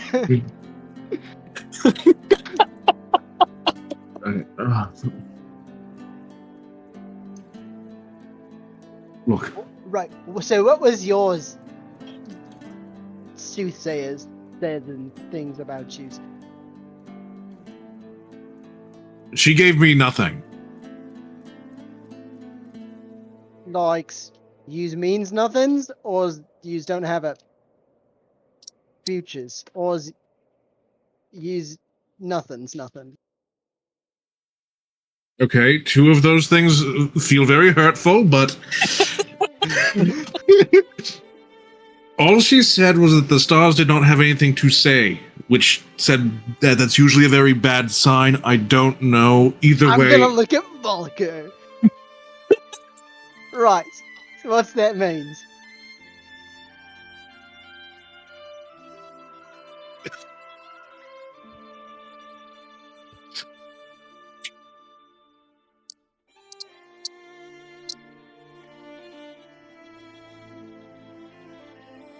Exactly. Volker truly has. Volker truly has gone catatonic. He's still hyperventilating over here, and I'm just gonna smack him on the back. Go, right, you's already dead. It's okay. We'll just cross that bridge when we get there. You'll live. Prollies. I mean, if he's already dead, then he won't live. He's already dead. Well, you said something better then. I don't know why he's freaking out.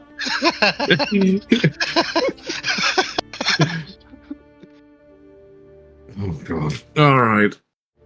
Look. Hanzam, we need to have someone take a look at you. Arm's not going.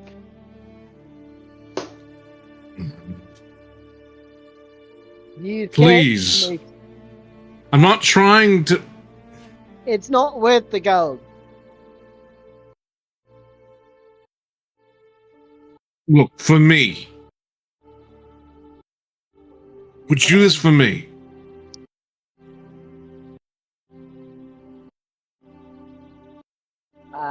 I'll go on my own tomorrow's.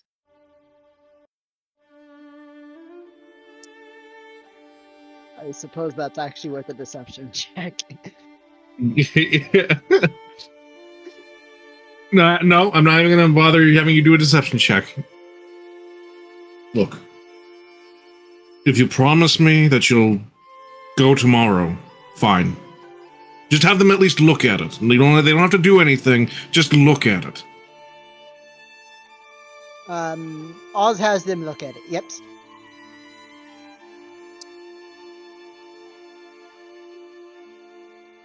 All right, fine. It's enough for me, at least for right now. But I do honestly worry about you, you know. Odds be more worried about him. And I point at Volker. Again, she said he's already dead. How to make somebody stop having a panic attack. Repeatedly say the thing that made them have a panic attack. Yeah, sure, that's gonna go over real well. Right, Just well... imagine. Are you alright, Volker? Help me.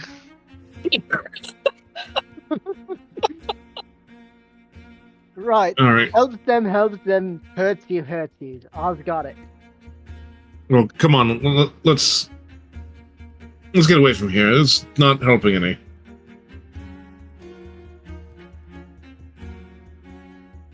Is there anything you So want to do?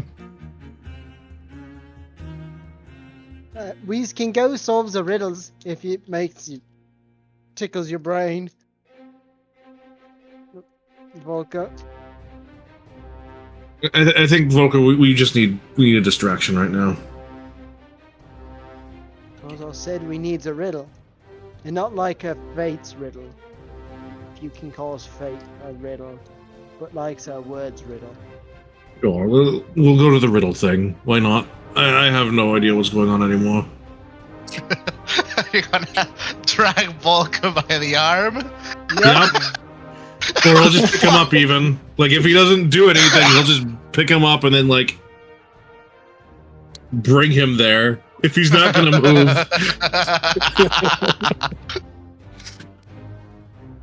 It's time to go now. I guess, alright, we're doing this. Volker added to your inventory. Does Volker count as an object now if he's not moving? Okay. I mean, if you're paralyzed like a statue, then yeah. The Riddle Master's tent. There is a tent that is the Riddle Master's tent, but it is a crowd of people outside of it, and you can see a cloaked halfling who stands at the front, who speaks with some people, clearly in low tones for the riddles. But after each one that comes up and tries the riddles, after one or two tries, he yells out, "This one is riddle foolish!" But eventually, you guys can get the opportunity to answer the riddles. I shove Volker forward, so it's like he gets pushed up so that he's front and center. I'm gonna die. Okay.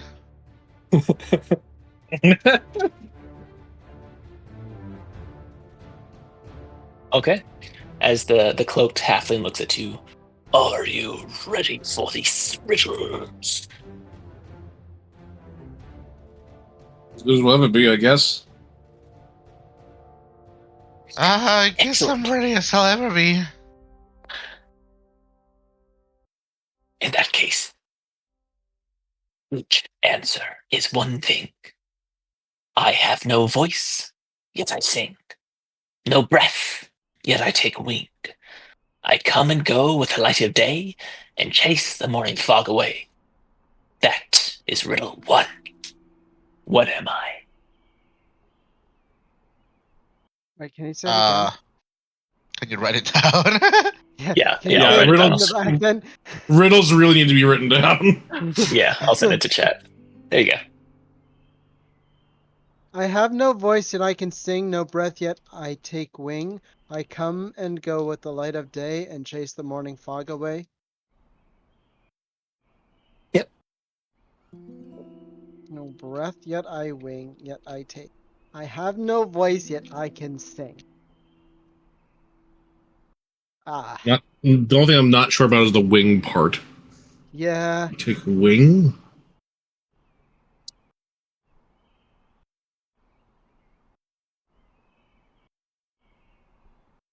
Is it air? Is it wind? Wind would be my first guess. But No also, breath yet I I come take and go wing. with the light of day. I mean, according to science, then there is like currents that convectional currents that occur during the heating and cooling of day Yeah, and night that cycles. that makes sense.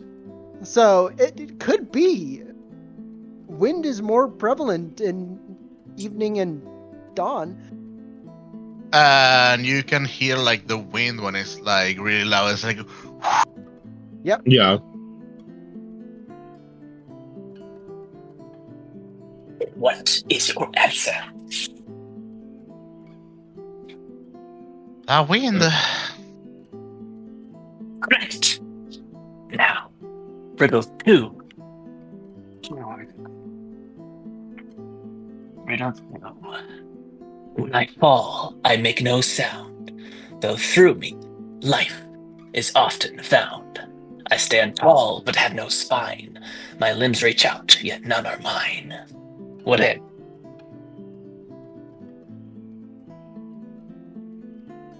I did those backwards, but When I fall, I make no sound. Through me, life Yeah, is often found. I for some stand reason tall it. but have no spine. My Here. limbs reach out, yet none are mine. Here, I'm gonna make it better to see, because for some reason it messed up. So Well, that's fine. yeah, there we go. I stand tall but have no spine. My limbs reach out, yet none are mine. When I fall, I make no sound. Though through me, life is often found. What am I?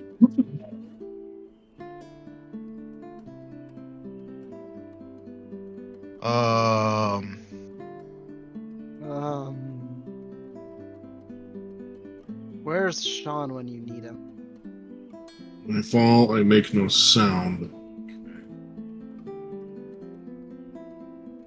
I wish I could enlarge the text from Roll20. Let me get up and read it I'm properly. sort of guessing a tree. Tree doesn't make sense though. If I fall, I make no sound though. Yeah, that's the part. I mean, it doesn't make a lot of sound. And also, my limbs reach out, but yet none are mine. Like, even tree branches would still be part of the tree, though.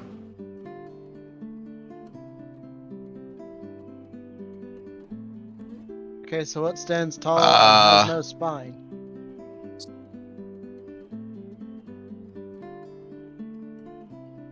My limbs reach out, yet none are mine. When I fall, I make no sound. It could just Go through me.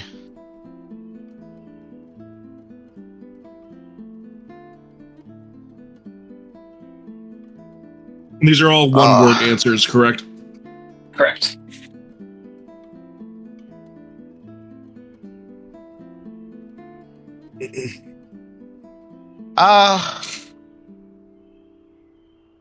I would say it's a tree, I think, because the last part is like I immediately think of like a squirrel or like a bird nest. I mean, through me, life is often found. Yeah, and it also produces oxygen. I think the limbs reach out, yet none are mine. Is a line to dissuade you. It's like the chase the more. It's like come and go with the light of day. Mm-hmm. Theoretically and scientifically, that's accurate, but like, would that be known in a D&D setting? Probably not. So, I will answer a tree.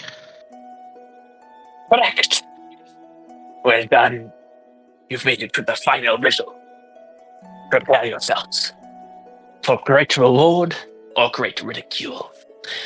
Riddle 3 is, I was never born, yet I may die.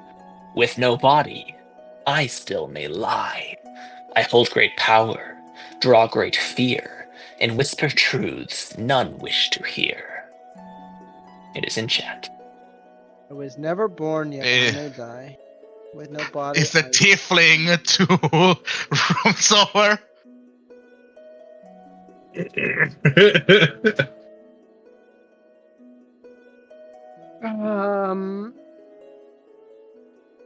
A lake lies, the sea lies, the bottom of mountains, like foothills.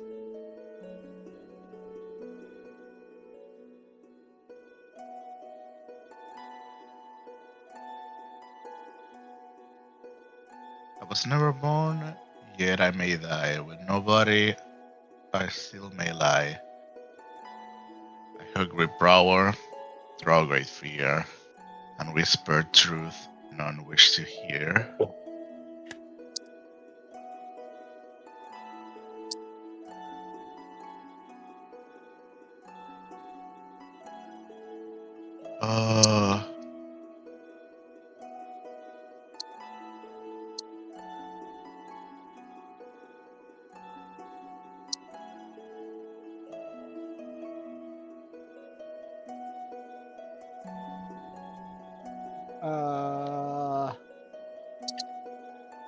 I mean, my first inkling is a thought, but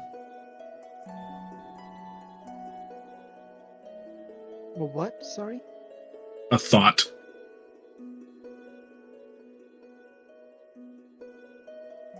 Like an idea, a concept. And I don't get the I still may lie part. That's in like lie, like in lying dead? Or No, like lying, like the thought could be a false thought, not a correct one.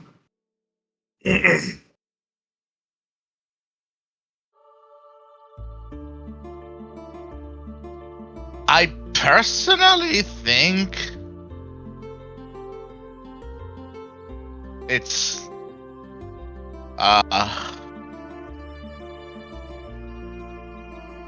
I think it's a fire, personally.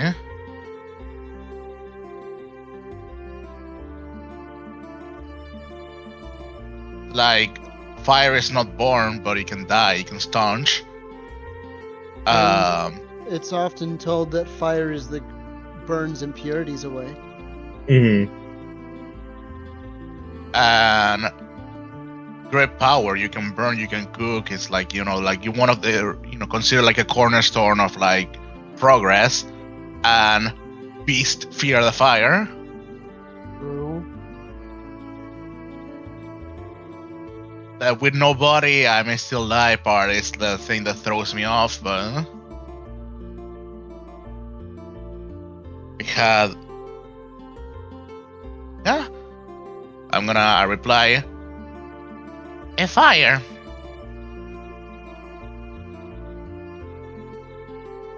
You reply that. The halfling looks you in the eye and says, "You are riddle foolish.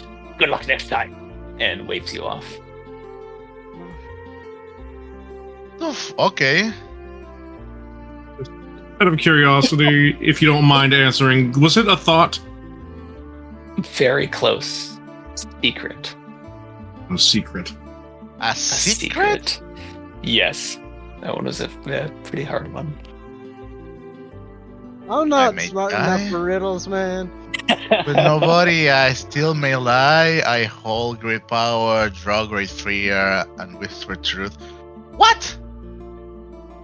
Whisper truth no one wish to hear, and that's a lie? No, it's saying it could be either or. Like a thought is kind of like the exact same concept, right? But yeah. I don't know, Walt. The only thing that I would probably have said that needs to be in there is something about like something has to be spoken or some kind of exchange and something somewhere in there, because otherwise a thought could just as well be the answer in my mind. But whatever, doesn't matter.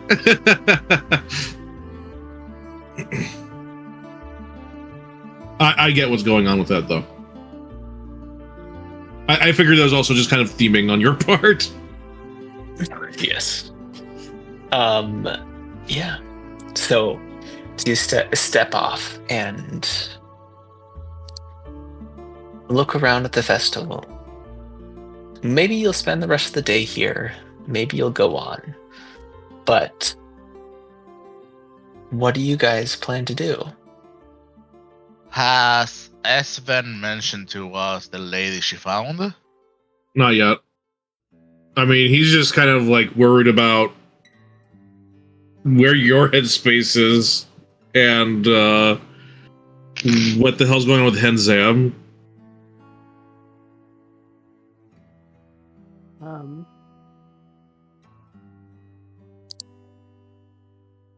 Is Volker still kind of like catatonic, basically?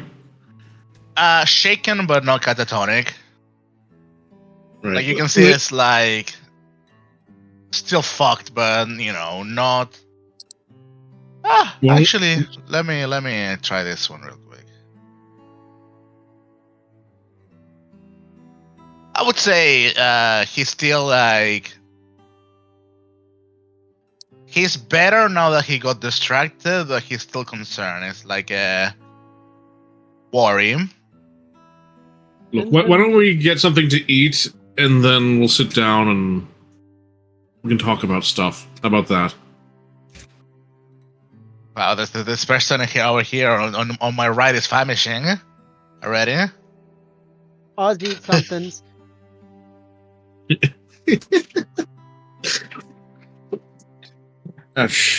Right. Okay. Oh, I've got this apple. As you guys are interacting, and there's a crowd around, a teenager wearing what looks to be some sort of uniform is working here at the festival, bumps into you, Espen, and palms you a full piece of folded paper and quietly says, "This is a message for you," and walks off.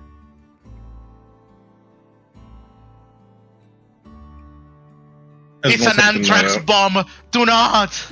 Not too late, he opened it. As you open the folded note, it smells faintly of a familiar violet, but also of brimstone. And it reads, "Old flames burn the brightest. Meet me behind the wine tent. Come alone if you can." Oh no, she's not pulling me into this again, is she?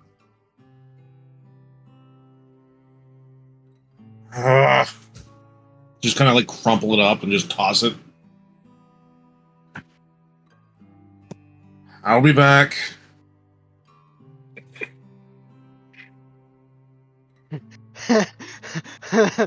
I'm just gonna look at Volker and go, "Also know what's going on, no more."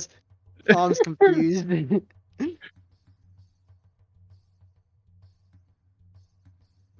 Esmond will get up and go over to the wine tent. You find the wine tent, and eventually you find the wine tent, and you head off. And it's there's very little people in this or around the back of the wine tent, so to say, as you can imagine. Well, no, the wine tent isn't very popular right now because it's mainly kids. So as you turn the corner behind the tent, you see the familiar face of Glacius wrapped in a velvet coat.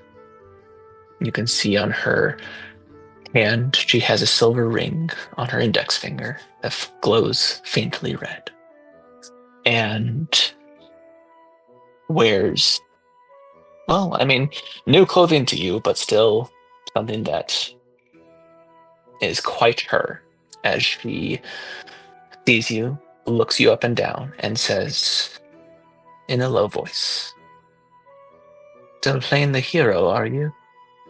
Funny. I've been dying for one. And we will end the session there. Who's Glacius? Is that the lady that he's talking to right now? Yes. Yes. Okay. I was like, so there's a flippin' Tron character behind this tent now. All right.